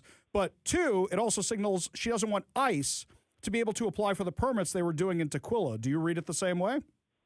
Yeah, it's just virtue signaling, Ari. It just passed 7-2 at the county council. So moratorium for any modifications or construction of jails, local, municipal, local, state, or federal. And, of course, it was designed to stick a finger in the eye of ICE. The problem is, if we have a fire in the jail, or we have a damage or an earthquake or something, and we need to use a facility like the many warehouses we have in certain places, we're not going to be able to use it. But more importantly, it's a couple things. It's more of the sanctuary county attitude that has pervaded throughout King County in the last 5 years. People maybe don't know, but King County is a sanctuary county. There's no coordination or very little between law enforcement and violent criminals who may be in the country unlawfully, and that is a big problem. So I have concerns about this, and I was outvoted as typical, but it's just bad policy. So what's the status of this thing right now? Because there's a lot of lefties on the King County Council. As you said, you voted against this. You tried to stop it. Does this actually do anything? Because do the feds even have to listen to this? Or is it, it's local zoning law, and if you can't get the permit for it, you can't get the permit for it? Yeah, so first thing is it creates a lot of liabilities. The King County tried to cut off ICE deportation flights out of Boeing Field and got sued and lost and spent hundreds of thousands of dollars doing that. This might trigger another lawsuit. I'm not sure what the Justice Department will do with this one. So that concerns me. But yeah, it is unlikely to affect jail construction, and that's why I say it's virtue signaling. But it certainly is. Moratoriums are rarely ever used. They're designed to stop what might be a really harmful action. And she could have just done a motion or written a letter, criticizing a federal agency. She chose to now hold everything off. So is it phantom a little bit? But it sure is frustrating. Again, the attitude that we deal with to sort of disarm and defund law enforcement at all levels is very typical coming from the far left in Seattle. Now, I notice she tailored this for just unincorporated King County. I assume the reason for that is because cities like Tukwila or whoever else are going to pass whatever laws they want, and King County doesn't really have a say in that. Yeah, well, that includes places like, White Center and Skyline and urban incorporated areas too, like Fairwood. So, she's doing that because we don't have jurisdiction inside of cities. King County's local land use authority only extends to unincorporated King County. So what you see regularly is the county council, mostly by Seattle Democrats, they don't have any ability to make public policy statements. So they put all these crazy leftist land use rules in place in unincorporated King County because that's all the jurisdiction they have. And the problem is there's a lot of crazy stuff out there, unfortunately, that have been passed over the years. And unfortunately, it's a downtown Seattle version of how they want the rural areas to live under, and that creates other additional problems. Yeah, this is beyond crazy. And also, I would argue, for example, the far-left activists were pushing that one landlord. They were protesting at the location. Now it doesn't look like it's going to become an ICE location. So shouldn't you say any added regulation or virtue signaling regulation that has no teeth to it whatsoever is kind of superfluous? Because here you saw, I guess, the free market, for lack of a better word, do what the free market does. So what's she even doing here? Yeah, exactly. The free market will do what they're going to do. ICE will put a facility wherever they want. ICE actually has the ability to condemn any property. If they wanted to take it, they could do that. For a federal, they'd have to pay full market value. But anyway, yeah, it's virtue signaling. It's more sanctuary county stuff. It doesn't make any sense, and it's just kind of the stuff we're seeing out of the left these days. And by the way, at a time when we need to be much more careful about the threat assessments related to the United States. I mean, we have a very important and justified war against Iran, which I very strongly support. But with that creates enhanced risks in the homeland, and this isn't a time to be, defunding Homeland Security, for example. Right. And that's another concern I have. Yeah, I don't blame you at all. In fact, I saw a report today that now, if Homeland Security isn't funded, you may have serious issues with the World Cup. And I'll tell you what I'm concerned about the most with regard to what's going on in the Middle East is a sleeper terrorist that was allowed into this country under the Biden administration or whatever administration, allowed in illegally, that's been here the whole time, that carries out an attack, and then it's going to become about how they got into the country rather than about we have a serious terrorist threat in this country, and we know they've caught terrorists at the border before, including here in Washington. Yeah, that's right. Well, you remember I used to be a federal terrorism prosecutor with top secret security clearance. So, yeah, we have some issues we're going to have to address moving forward to make sure that we're vigilant. And, I'm not trying to panic anybody, but I could see the regime in Iran trying to further destabilize by some kind of domestic action in the United States. But anyway, yeah, that's one of the reasons why sanctuary policies are so dangerous. They are potentially a security threat. And Joe Biden and his group of immigration idiots really created a problem for us that may sadly come back to bite us at a time when we need to be as secure as possible. Yep, couldn't have said it better myself. King County Council Member Reagan Dunn, appreciate you fighting for us so hard. Also appreciate you bringing this to our attention because this is crazy, absolutely crazy, but also I appreciate you calling it out for the virtue signaling that it is, and I appreciate you joining us today. Hey, Ari, thanks for having me on. Yeah, always a pleasure. We got a whole lot more to discuss as the show continues, including your phone calls and why am I wearing a costume on the video stream today? I'll tell you what the costume is and why I'm wearing it when we come back. You're listening to the Ari Hoffman Show on Talk Radio 570 KVI.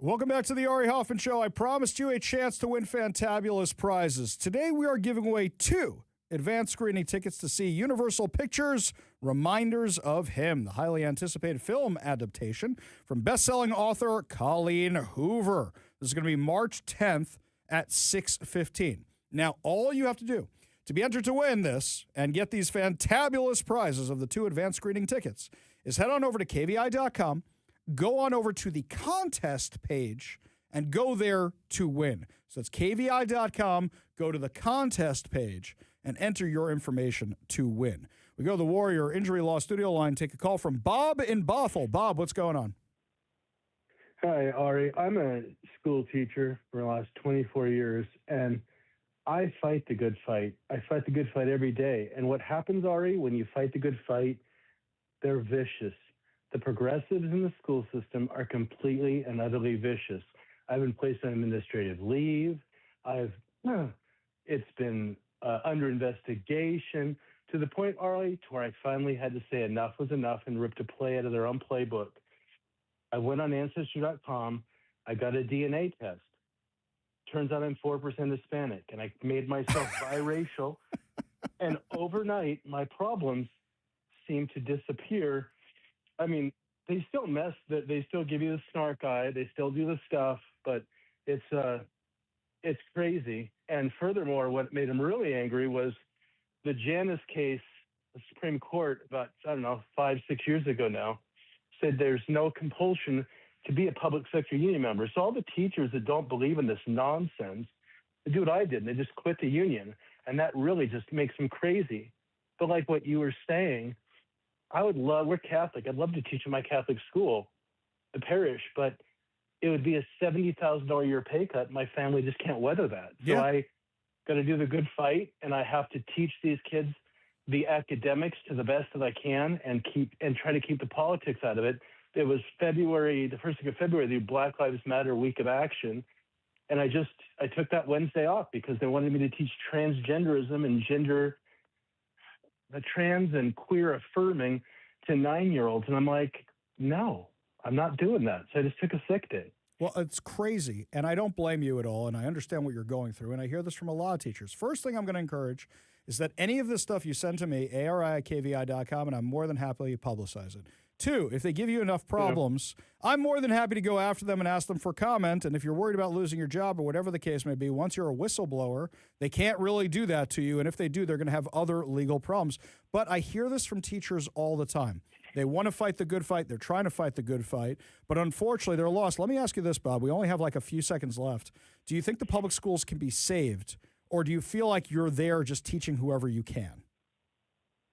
I doubt that they can be saved. But furthermore, our district, they have favored hiring minorities, and it says so on their job posting. And when they called them out on it as a Title VI OCR violation, they lost their minds, and they sent their DEI thug to come talk to me and get my mind right. I don't think they can be saved. Yeah, I'm hearing that. 10 years left. I got 10 years left. I just got to get the hell out as soon as I can. That's what I'm hearing from far too many people, and then we lose good teachers like you. Bob, I hear what you're going through. I'm going to give you my email address one more time. It's ari@kvi.com. That's ari@kvi.com. And like, for example, that Black Lives Matter material, I've seen the old versions of it. If there's a new version of it, send it over here. We'll make them famous for it, okay? Will do. All right, man. Take care. I'm sorry for what you're going through. I do hear you. And by the way, that goes for any teacher who's listening to the show right now. You want to expose the insanity that's going on at your public school? Email me, ari@kvi.com. Next up, my friends, breaking news. We have a decision from King County prosecutors about the Antifa and anti-Israel activists who caused over $1 million in damage to UW.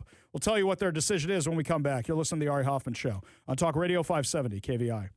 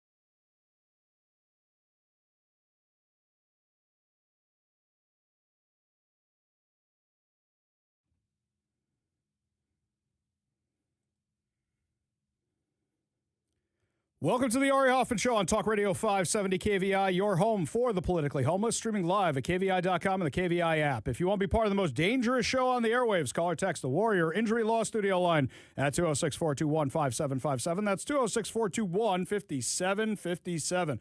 Coming up this hour, Judge Dave Larson joins us to talk about if we can win the Supreme Court here in Washington, and Jim Walsh joins us to tell us if we could stop the income tax. But before we get to any of that, got some breaking news for you right now. Talk Radio 570 KVI. Breaking news on the Ari Hoffman Show. Some of you sent me this, and what Como is reporting right now is a very big half-truth. On Tuesday, the King County Prosecuting Attorney's Office filed 33 cases of criminal trespass in the first degree for the defendants involved in the May 5th, 2025 demonstration at the University of Washington Interdisciplinary Engineering Building. Stop. That sounds like the kids who caused the over $1 million worth of damage in the UW building last May, who were members of anti-Israel and Antifa organizations, are about to be charged. Yeah, not really. Criminal trespass, even in the first degree, is a misdemeanor. These people caused over $1 million worth of damage to a brand new building at the University of Washington, and they are basically getting off with a slap on the wrist. They are not being charged with felonies, and the reason why is because UW likely bungled the investigation.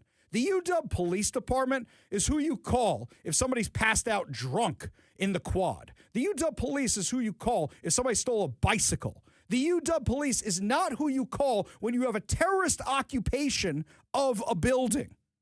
Now, I'm going to read to you what I got from the King County prosecutor itself, so you can tell me if it sounds to you like this is justice. And by the way, I'm not blaming the King County Prosecutor's Office, and I love to blame King County Prosecutor's Office for stuff. I'm not blaming them at all. 100% of this, in my opinion, is on the incompetence of the University of Washington's police department. Here we go. Where are the charging documents? Cases were submitted to King County District Court the morning of March 3rd. That's today.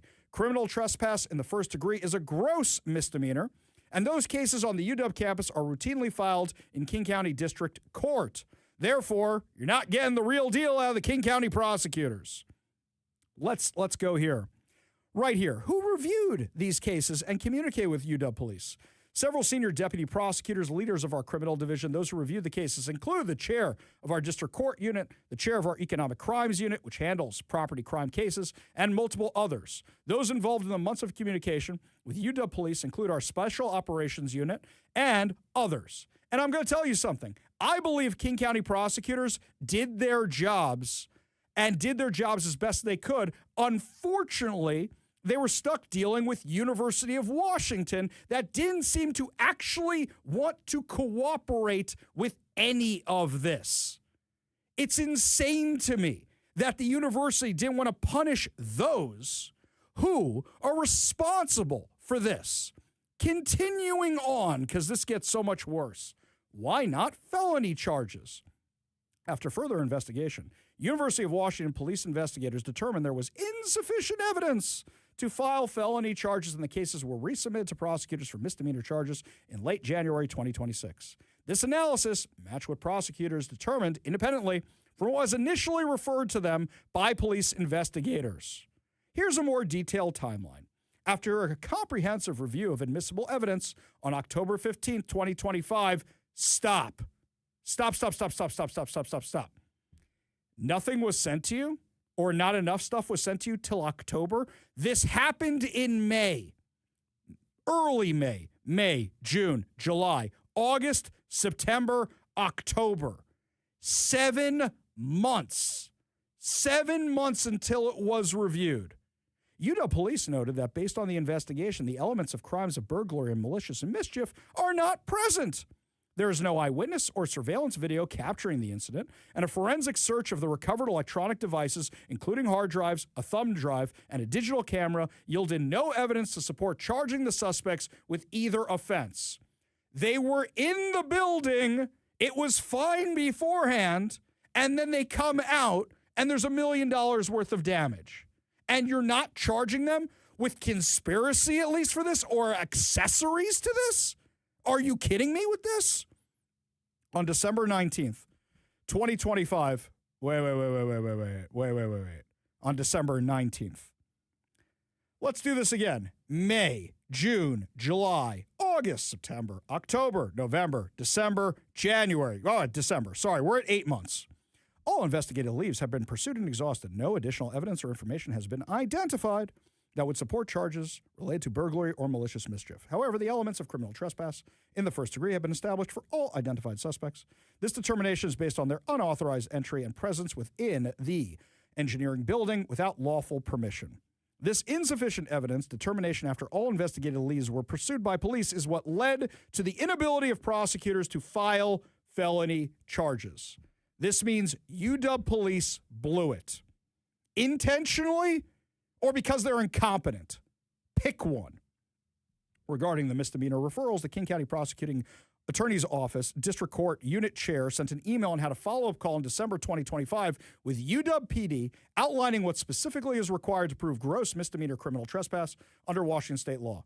On January 23rd, 2026, UW PD referred the consideration to the King County Prosecuting Attorney's Office misdemeanor charges stemming from this incident. Proper upload of materials for review of these charges was confirmed the week of January 26, 2026. Hang on a second. Now you're talking 9 months. 9 months until this stuff was uploaded? Are you kidding me? Are you kidding me? Why not file misdemeanor criminal trespasses? Why not file misdemeanor criminal trespass charges months ago and then deal with the felony crimes later?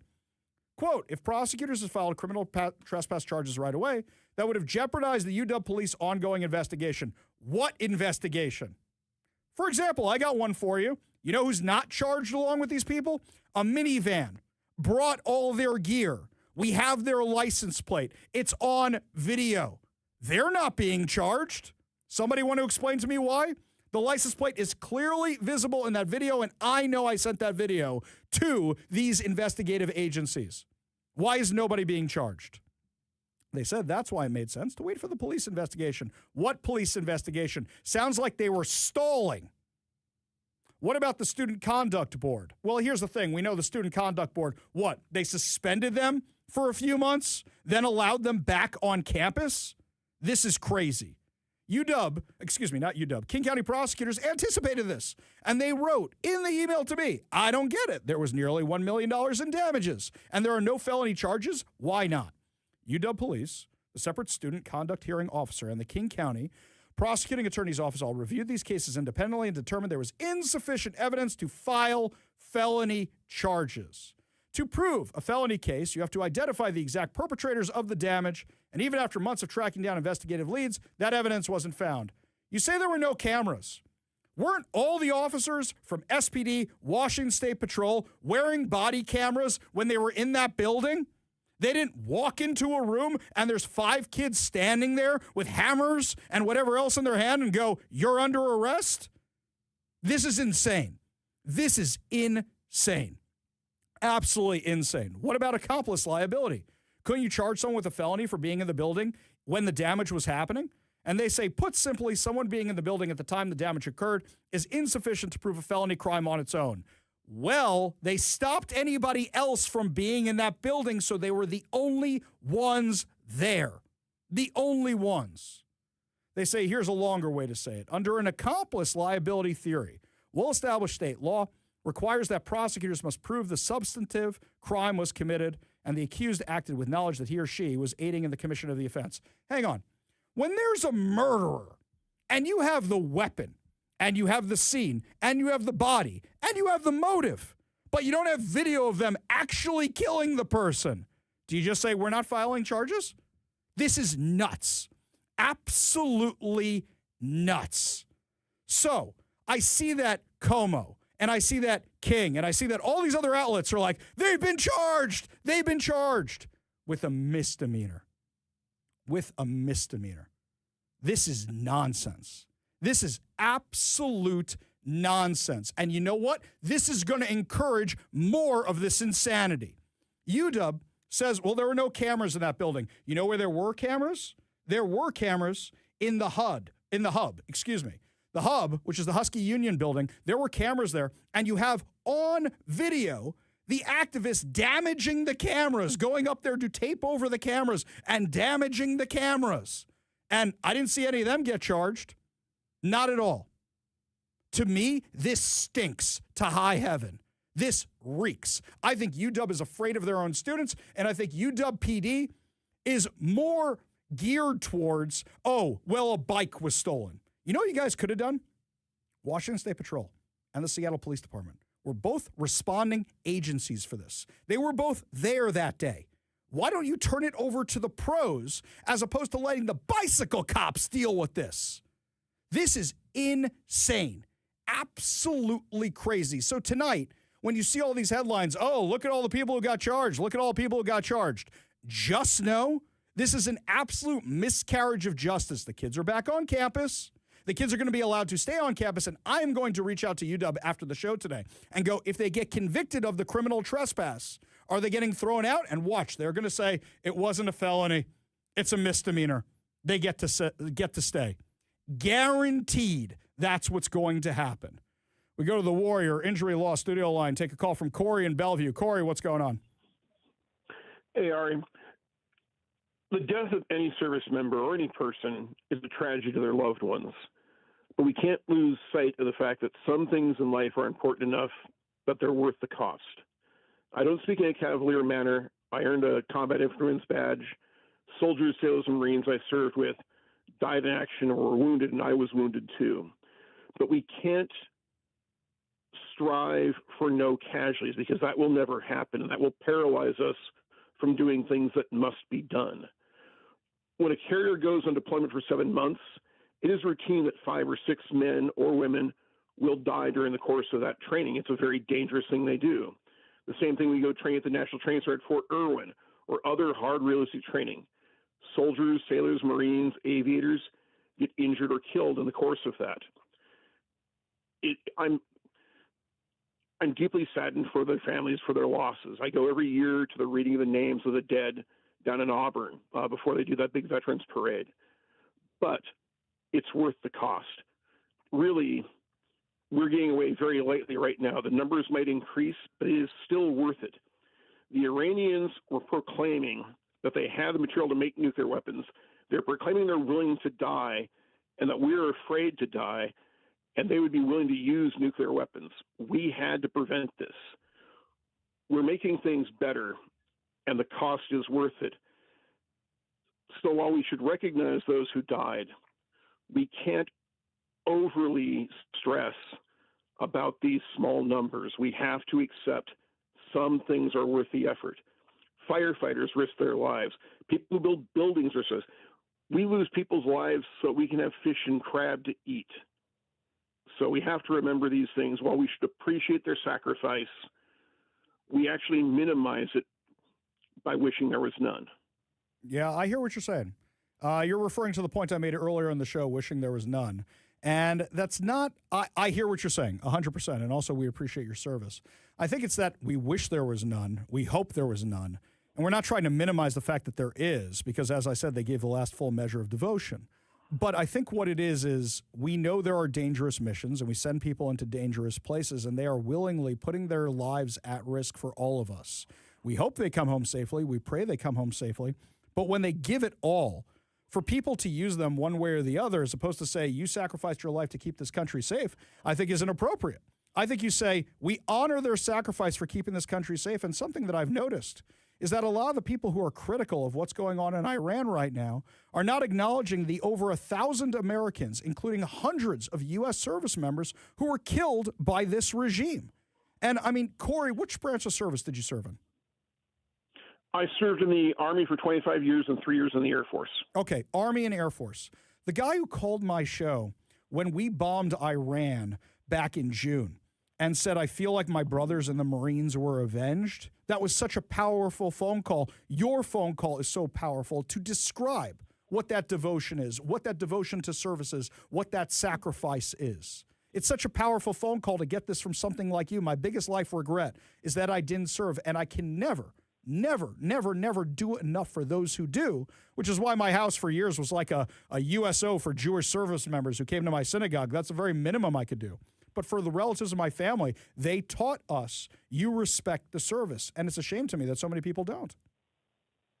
And Ari, I know that you have a son in service with the Israeli army and another son who is in Israel right now, so you understand the risks. Mm-hmm. I also wanted to get this message out to your audience. I want people to understand we appreciate their concern, but the Rangers have a motto, sua sponte, of our own accord. Now, I was not a Ranger, but I know that same feeling. When we join up, the men and women who serve our country, the vast majority of them understand the potential risks, the potential costs they might face.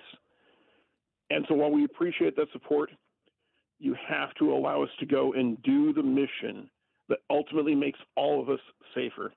Thank you very much for what you do in getting the message out to everyone. I really appreciate that. That's very kind of you, and it's my honor to do so. It's my honor to speak to men and women like you, and I really appreciate your call today and your perspective, Corey. Really do appreciate it. Thank you so much. Goodbye. Yeah, absolutely 100% everything that man just said. We go back to the Warrior Injury Law studio line, take a call from Carol in Kirkland. Carol, what's up? Hi. I have some relationship to that building and the Boeing engineering link that is there. And there, just in my opinion, there are absolutely grants for what happened in that building, and federal grants. So I feel like if this got bumped up to the right people at the Department of Education, that this might be able to be taken on from their perspective, and they'll go after it. Funny you should mention that, Carol. Funny you should mention that. As soon as the show is over today, there's a few agencies I'm sending this to. The Department of Justice being one, and the Department of Education. I am forwarding all these emails over to them as soon as I am off air today. Appreciate the call. Appreciate you being part of the show. You want to be part of the show, you give us a call or text at 206-421-5757. That's 206-421-5757. Eben in Bonnie Lake says, Ari, imagine if the people that did the damage to the University of Washington building had a conservative point of view. They'd all be in prison for life. Yes, imagine it was a whole bunch of Trump supporters that did this. They'd all be in jail serving life sentences, guaranteed. We go back to the Warrior Injury Law studio line, take a call from John in Federal Way. John, what's up? Hi, Corey. Thank you for having me on. I'm echoing the same thing. I was an officer. I've been one for a long time, but I worked in the Pullman area, and I saw smaller of this happen with the WSU police. I don't know why you don't have the State Patrol. I know in California it's a state agency that polices all campuses to try to take some of this politics out. But if the State Patrol answered to this, at least some of it would go away. Yeah, I completely agree. I don't understand why they didn't bring in the heavies. I really don't get that at all. And I was asking them throughout the entire time, why not? And also, I would reach out to the Seattle Police Department and the Washington State Patrol, and they would say, UW Police has jurisdiction. Give me a break with the UW Police. If we need to confiscate a keg from an underage kid, that's who we call for that. But really, they could have turned it over to the heavies, right? Exactly, and if I wanted to vote for somebody to change that, I have no way to vote for anybody that controls that department. It's probably a vice president who's also in charge of the athletic department and business and finance, and you'll find out that they're all conflicted. Insane. Absolutely insane. John, appreciate your service. Appreciate the call. Appreciate your perspective. If you want to be part of the show, you give us a call or text at 206-421-5757. That's 206-421-5757. We go back to the Warrior Injury Law studio line. Take a call from Commander Prater in Kenmore. Commander, how are you today? Hey, Ari. Everybody's forgetting this is part deux, to reference the Charlie Sheen movie. We did this before. Mm-hmm. We sunk all those ships before. We didn't blow them to the bottom. Back then, Rockeyes were legal, and the cluster bombs, and the boys at Whidbey Island dropped cluster bombs on all the aluminum British ships the Shah had bought. They were made for nuclear war, not regular. And they caught on fire. And so they used the over-the-shoulder, over-the-side saltwater reductors, and they ended up sinking their own ships, so they beached them. And in fact, Admiral Crow's book has a line in it, and there's one famous line where the pilot has the pipper, the X on the sight, or the navigator, the bombardier navigator, he has the pipper on the smokestack of a frigate that's going back into Bandar Abbas Harbor. And he says, negative, we've killed enough for today. Yeah. So the Vincennes had fought and sunk 6 patrol boats, and we shot up the oil rigs really good. And in fact, a UW graduate, I went to officer candidate school with him. He ended up the destroyer squadron chief of staff at Everett before he retired, but he got the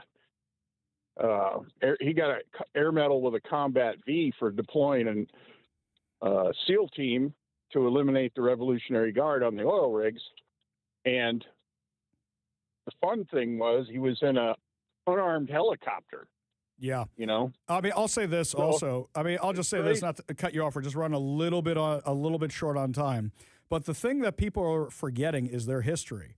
We would do that. We would take out their Navy, which we've done before. And now we just took out their Navy again. But then they would just let them rearm and rebuild.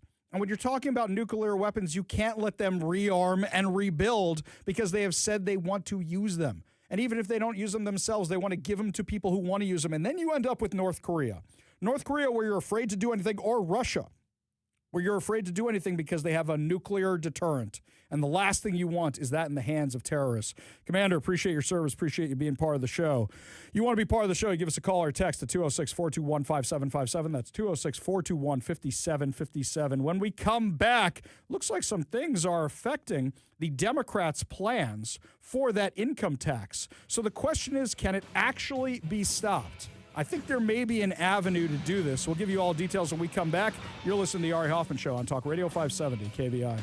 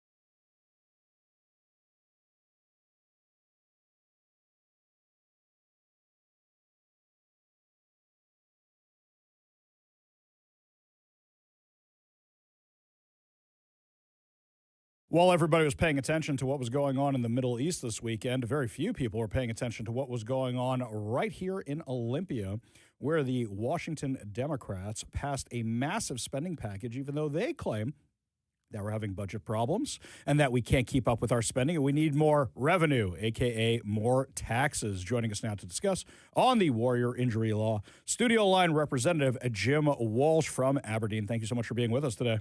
Oh, good to talk to you, Ari. I'm from Aberdeen, but the last few days I've been standing on the floor of the House trying to knock down some really bad ideas. And the Democrats may not like Trump very much, but boy, they were happy about the weekend because it was a good diversion away from their rotten operating budget. Yeah, it seems like the attention of not just the country, but Washington State was diverted, especially with all the protests out there, whether it's for taking down the Ayatollah, whether it's against taking down the Ayatollah. It looks like a lot of people weren't paying attention to this budget insanity. So let's start there. Basically, they keep claiming that there's a budget crisis, and yet we know it's a spending problem. But you have all these letters coming out from people who run tech companies, from people who have to do with sports. We saw the commissioner of the NBA's email. We saw all this stuff going on, and yet it just seems like they're full speed ahead. But it kind of seems like they might be getting a little worried. Are you getting that sense too? Yeah, there's a lot of dissension within the Democrat caucus about their reckless spending. They passed it. So what this was is the thing that passed over the weekend is the supplemental operating budget. So it's the mid-2-year adjustments to the main budget. Remember, 3 budgets in the state government, operating the biggest by far, separate transportation and separate capital construction. So this was the operating, this was the big one, and this is the mid-2-year term adjustment. And they added an additional $2 billion in spending. So now the total is right at $80 billion for the 2-year period. And it's not so bad that it is. It's bad that they added spending, but they also are putting the new money in stupid places and cutting good programs to move the new $2 billion plus more into bad programs. It really is just a dumpster fire, Ari. It's a terrible, terrible budget. Yeah, and we've started going through some of the items they're spending the money on. I mean, you're talking about millions of dollars for trans surgeries for convicted felons. You're talking about money for stripper yoga, money for things I just get embarrassed by even mentioning on air, and people have kids in the car. But there's a lot of bad stuff they're spending this money on. It shows no sign of stopping. Now, with regard to And they're stealing money from programs like Running Start, which lets kids in junior, senior of high school do parallel track junior college, community college courses and get college credit. This is a great program. It's very effective, and it helps kids get a running start to their college degrees. And they're cutting $14 billion from that so that they can put money into prisoner cosmetic surgery and health insurance for illegal aliens and stripper yoga. It's insane, Ari. Yeah, well, last year they wanted to pay for hockey lessons for illegal aliens' kids, so I shouldn't be surprised by any of this. This is all beyond insane, and yet it seems like the Democrats continue to blame Donald Trump for all these cuts that they're making to the budget. This is something that predated Donald Trump being back in office. In fact, it's something that predated Donald Trump being in office the first time. And yet they continue to hammer on this false narrative. Are people still buying it? Well, I think people are not buying it like they used to, and that's causing some of the fear and some of the internal discord within the Democrat Party and the Democrat caucuses here at the Capitol. There are a handful of reasonable Democrats, there are still some left, who can see that you can't keep increasing spending every year and claim a budget crisis because you're the budget crisis. You know, the first rule when you're in a hole is stop digging the hole deeper.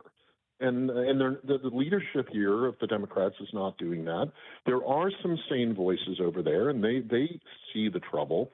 And more importantly, people are waking up, and we're seeing that in the activism that people are showing when they're chiming in no or yes on bills on the state legislative website and showing up to events and asking hard questions. So ultimately, I trust the people are going to wake up. I just don't know if it's going to be soon enough. Yeah, look what happened with the gas prices. I mean, I've seen report after report after report locally trying to blame the increase in gas prices on what's going on in the Middle East, and yet they haven't covered that it was the Climate Commitment Act long before that, then transportation taxes, then you name it. It's tax after tax after tax. Then, of course, there's the California oil refineries, and all I hear is them blaming Iran as if the fact that it's over $5 a gallon near my house is because of Iran, as if it didn't cost that much last month. This is like witch trials, Ari. I mean, it is absolutely irrational madness. The current actions in Iran have nothing to do with the increase in gas and diesel prices here in Washington State. You know what has something to do with those?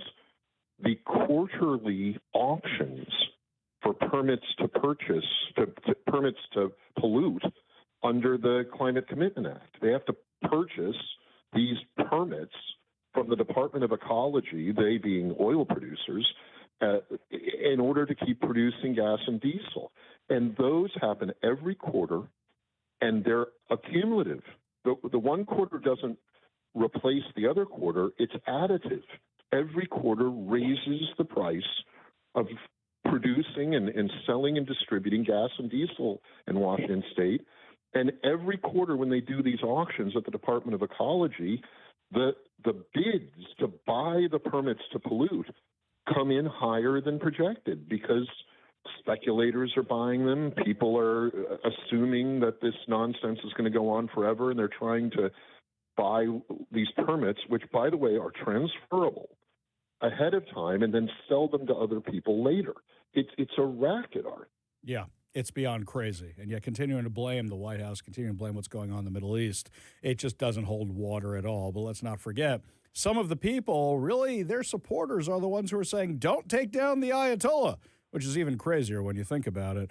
Representative Jim Walsh, thank you so much for joining us today. Thank you so much for keeping us updated about what's going on in the legislature. And thank you so much for fighting so hard on behalf of all of us. It's an honor. It's a privilege. It's a perverse kind of fun, I guess.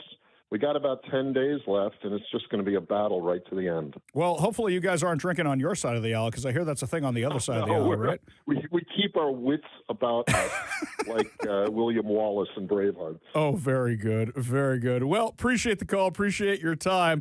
We got a whole lot more to discuss as the show continues. You're listening to the Ari Hoffman Show on Talk Radio 570 KVI.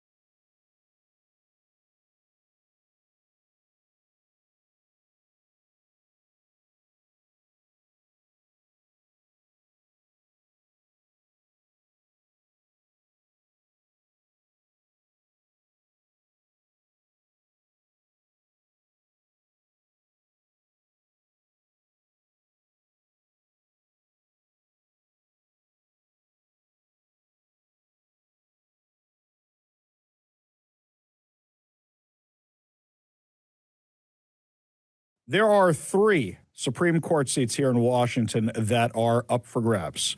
We have a bunch of retirements, people announcing they're not seeking another term in office, which leaves the door opening to a massive swing of a radical institution that has been dragging Washington further and further to the left, but also undoing the will of the people. The question is, can we take advantage of it? One person is hoping to step up and actually make that happen. Joining us now on the Warrior Injury Law Studio line, Judge Dave Larson. Thanks so much for being with us today. Thank you for having me. I appreciate it. Such a pleasure. So we got to start with the obvious question. You did this once before. It didn't work out as we had hoped. I was backing you. A lot of other people are backing you. Why are you throwing your hat back in the ring again? Well, it's I lost by 0.61%. And we, outside of King County, I won 56 to 44%. So outside of, there are about 29% of the voters living in King County. So with a little more work in King County, we can win this.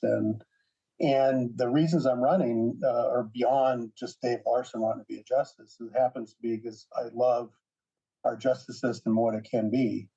And what it's become at the state and federal level, arguably, has become hijacked by politics. And I wanted to get it to where the people, it can be a trusted institution where people can count on decisions being made based on the law and the Constitution and not on personal preference or what I think politically should happen. It should be based on the law and the Constitution. It should be the most boring branch of it. I completely agree. So you mentioned King County. You mentioned how close it was in Washington State. Those numbers are factual. And I got to assume the Democrats are concerned about you running again, or I should say the more progressive wing of Washington State. So how do you improve here in Washington, especially in King County, which is an area which typically goes as progressive as possible? Well, my message applies to everybody. It applies, I don't care what your political persuasion is. Being a judge is being a judge. And that means, and for instance, when it comes to criminal justice reform, I'll take on anybody when it comes to my ability to articulate and also implement criminal justice reform that will be effective in Washington. And people that are more of a liberal persuasion love the ideas I have.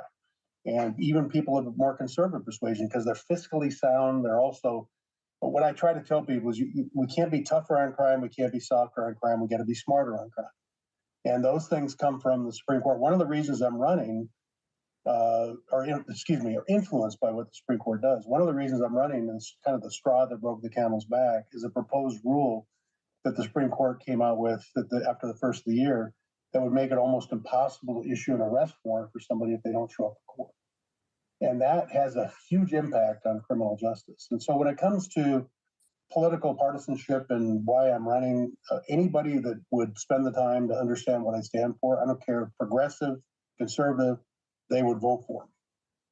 Yeah, and I appreciate that. Also, the hard thing is about interviewing judges is you can't say, hey, how do you feel on this issue? Because for you guys, it should, in theory, come down to, it doesn't matter how you feel on the issue. It matters what's in the Washington State Constitution.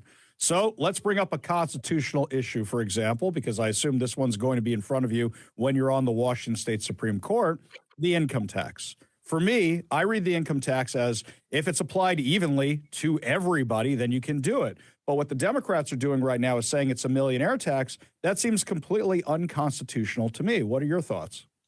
Well, obviously, if I give an opinion on a case that hasn't come before the court, I have to recuse myself. That's the remedy. And it would be unethical for me to say how I rule. We can talk about past decisions and we can talk about things in general. And what we have is precedent in Washington saying that income tax is unconstitutional. The question is, will the Supreme Court stick to the precedent or will it overrule its precedent and say, no, we think that times have changed and we need to have an income tax? Now, I don't know what the outcome will be legally among the 9 justices. But it's emblematic of kind of what's wrong with trying to look at courts for public policy. Because I don't care what issue it is, somebody wins on one side because they have a 5-4 or 6-3 decision. The other side will then try to manipulate the judiciary to get enough justices on the court that will then turn that precedent around to make it what they want it to be instead. And then the courts become a political pawn instead of an independent branch of government. So the courts should be looking at precedent, following precedent, unless there's a dang good reason to go away from precedent. And And in this case, that time will tell what the arguments are. But the one that you're right in the sense of frustrating thing for the public, for judges, is we can't say this is how we rule. But I think it's a good rule because both sides will feel like they have a fair shot if the judges aren't out there publicly pontificating about how they rule on particular issues. It goes both. Right. That's kind of refreshing to hear because so many times we saw, like, for example, with Roe v. Wade. What was Roe v. Wade? It was always a barometer for how everybody felt on an issue. And I always said, that's a really bad question to be asking. It should be, how do you feel about the ruling, not how do you feel about abortion? That seemed to be the issue that they were always judging Supreme Court justices by, rather than, what do you think of the case? What do you think of this precedent? Which is just how you just laid out the income tax. And unfortunately, it seems like too many times people are just too dedicated to whatever their political opinions are, not to what the Constitution actually says. Judge, if people want to support you, if they want to volunteer for you, what's the best way for them to do so? They can go to larsonforjustice.com, and there's all kinds of information there. The site's still being constructed, but there's a lot of information there about me. The other thing, a peculiar thing about judicial races is judges can't directly ask for money. And we have to have committees that do that. And there's provisions on there that if people are interested in that, they can do that. But I can't personally ask for anything like that. And for obvious reasons, too, because it's just too rife for abuse if judges are out there being able to peddle their opinions for the highest bidder. And that's just not appropriate. In fact, I think we need to go to a system where we can kind of neutralize the money that are in judicial races a little bit more. It's so refreshing when you hear somebody who actually follows the law. Who's looking to be a justice. We're not used to that here in Washington. Well, the reason it has to be that way is because it cheats the political process. Because the political process, they go through a lot of effort to develop a law. If they do it the right way, you end up with laws that we all need, and there's a lot of effort that's put into creating the law. And then you have some judge that's able to just put their personal opinion in and undo it, depending on their political persuasion. That's just not fair. And if, whether it's Roe versus Wade or the income tax, it's an example of why courts should not be involved in setting public policy. Because again, then it becomes a manipulation factor on which judge we can get on the court to be able to manipulate the law the way we want it to be, rather than have this branch that will say, do whatever you want politically. We're going to sit there and we're going to be the constant in this situation. And we're going to go back to the Constitution. We're going to go back to what you actually put in words and enforce it the way it's written. And if it's not what you wanted, go back and do it over again. But we're not going to do your bidding for you. We're not going to undo something that's unpopular for some people, and we're not going to enforce something that's popular for others just because we agree politically. And this is why I supported you last time, and that's why I'm supporting you this time. Judge Dave Larson, appreciate you joining us. Appreciate you being part of the show. Appreciate you stepping up again to do this and try and bring some sanity back to Washington. Do appreciate it. Appreciate it. Yeah, we got a whole lot more to discuss as the show continues. You'll listen to the Ari Hoffman Show on Talk Radio 570 KVL.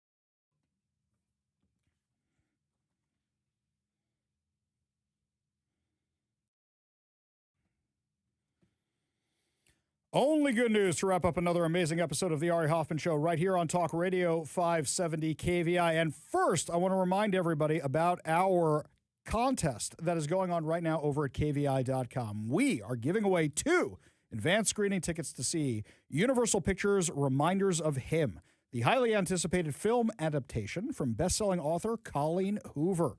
The screening is going to be March 10th at 6:15. All you have to do to be entered to win these fantabulous prizes, head on over to KVI.com right now. Go over to the contests page. Head over to the contest page, not the events page, and there you can enter to win. So remember to do that right away, so that way you don't miss out on your opportunity to win. Okay, the question on everybody's mind who has been watching the live stream, not so much the people on the radio, because you can't see what I look like on the radio. Why is Ari dressed like Jack Hughes today? So, this is the Jewish holiday of Purim. Purim is the story of the book of Esther, which many of you who know the Bible pretty well will know this story.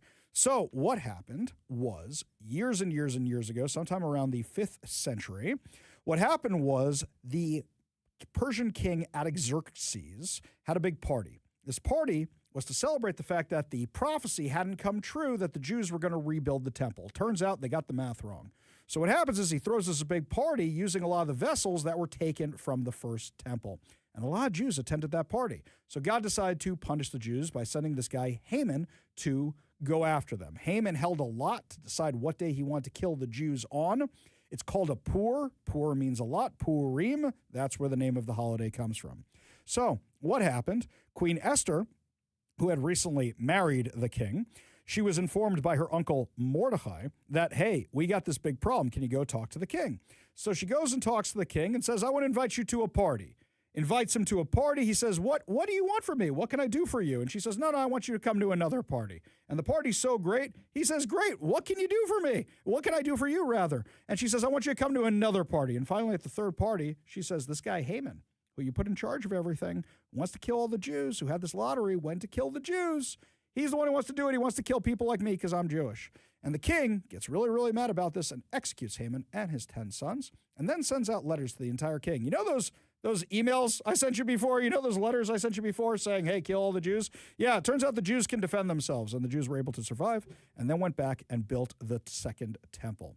There's a lot of hidden miracles. So one of the ideas behind the hidden miracles, we'll get to the drunk thing in a second. One of the ideas of the hidden miracles is on this holiday, a lot of people wear costumes or wear masks. So my costume this year was Jack Hughes. And yes, if you're looking closely, I am even missing my 2 front teeth because I painted them over, not because I'm actually missing them. So yes, did that one. However, here's something else. I don't think they realized how good Team USA was going to be because they were completely unprepared for them to actually win anything. There were no Jack Hughes jerseys I could find anywhere. Not that they were sold out. They said they won't be available till April. So what did I have to do? I had to get a Micah Ruzioni jersey from the 1980 Olympics team. That's right. So I got a Micah Ruzioni jersey. Got this one. Very happy about it. And that's why I am wearing this costume. Other things that happen on this holiday, instead of trick-or-treating, I compare it to the Jewish Halloween, but instead of trick-or-treating, you go around giving out treats to everybody. You also give money to the poor on this holiday. So that is why I'm dressed like Jack Hughes. And I will say, personally, I think my family did it better. My wife said, I'm going to dress to compliment you. And I'm thinking she's going to dress as one of the women's hockey team members or maybe a Canadian or something. My wife went as a giant tooth. She went as a giant tooth last night. So that way she could be Jack Hughes's missing tooth. Personally, I think we won Purim this year. I think it was pretty awesome, though there was a guy in my synagogue, the president of the synagogue, in fact, who was dressed like Macho Man Randy Savage, which was pretty awesome. I know Kevin likes that kind of stuff. So, yeah, slap it to a Slim Jim. Oh, yeah. I don't know where he got that particular costume from. I assume that's something you could find online, but it was accurate. Shall we just say that? He had the whole costume. He had the hair. He had the everything. It was pretty awesome. So if you want to know why I've been posting pictures of me dressed like Jack Hughes the past few days, that's exactly why. And it's really good that we won the hockey game, too. Not just so that I would be all excited about America winning things, but also so I would have a costume. I had no idea what to go as for this year. Somebody else said, Ari, I expected you to come as an ICE agent this year. That would have been good. Didn't think about that one. That one would have been a good one. Go as an ICE agent. Sure, if I want to freak everybody out, that one would do the trick. That one would have been pretty entertaining, going as an ICE agent. Now I got to figure out what I'm going to do for next year. I plan these things pretty far in advance, but sometimes things get in the way. Last year when I was president of the synagogue, the easy one was go as President Donald Trump. That one worked out perfectly. Even shaved my whole facial hair for it. Didn't feel like shaving the hair for it this year. I got the teeth. That's enough for me. I got to peel these things off because one of the other things about the holiday is having a big feast later tonight, which I'm actually running a little late for, but you guys are worth it. That's why we do this show, because we love all this kind of stuff. Anyway, that's going to about wrap it up for us today. Just want to remind you, tomorrow our contest will be back for your chances to win fantabulous prizes, so make sure you are tuning in for that. Also, I have a few emails out to the Department of Justice, a few emails out to the Department of Education about this UW insanity. You better believe we are going to be following up with this. Also, there's a few exclusive articles for you up at kvi.com right now, so you can hear them before we do them on the show tomorrow. That's going to wrap it up for us today, but we'll be back tomorrow with more insane stories and more exciting guests. You've been listening to The Ari Hoffman Show on Talk Radio 570 KVI.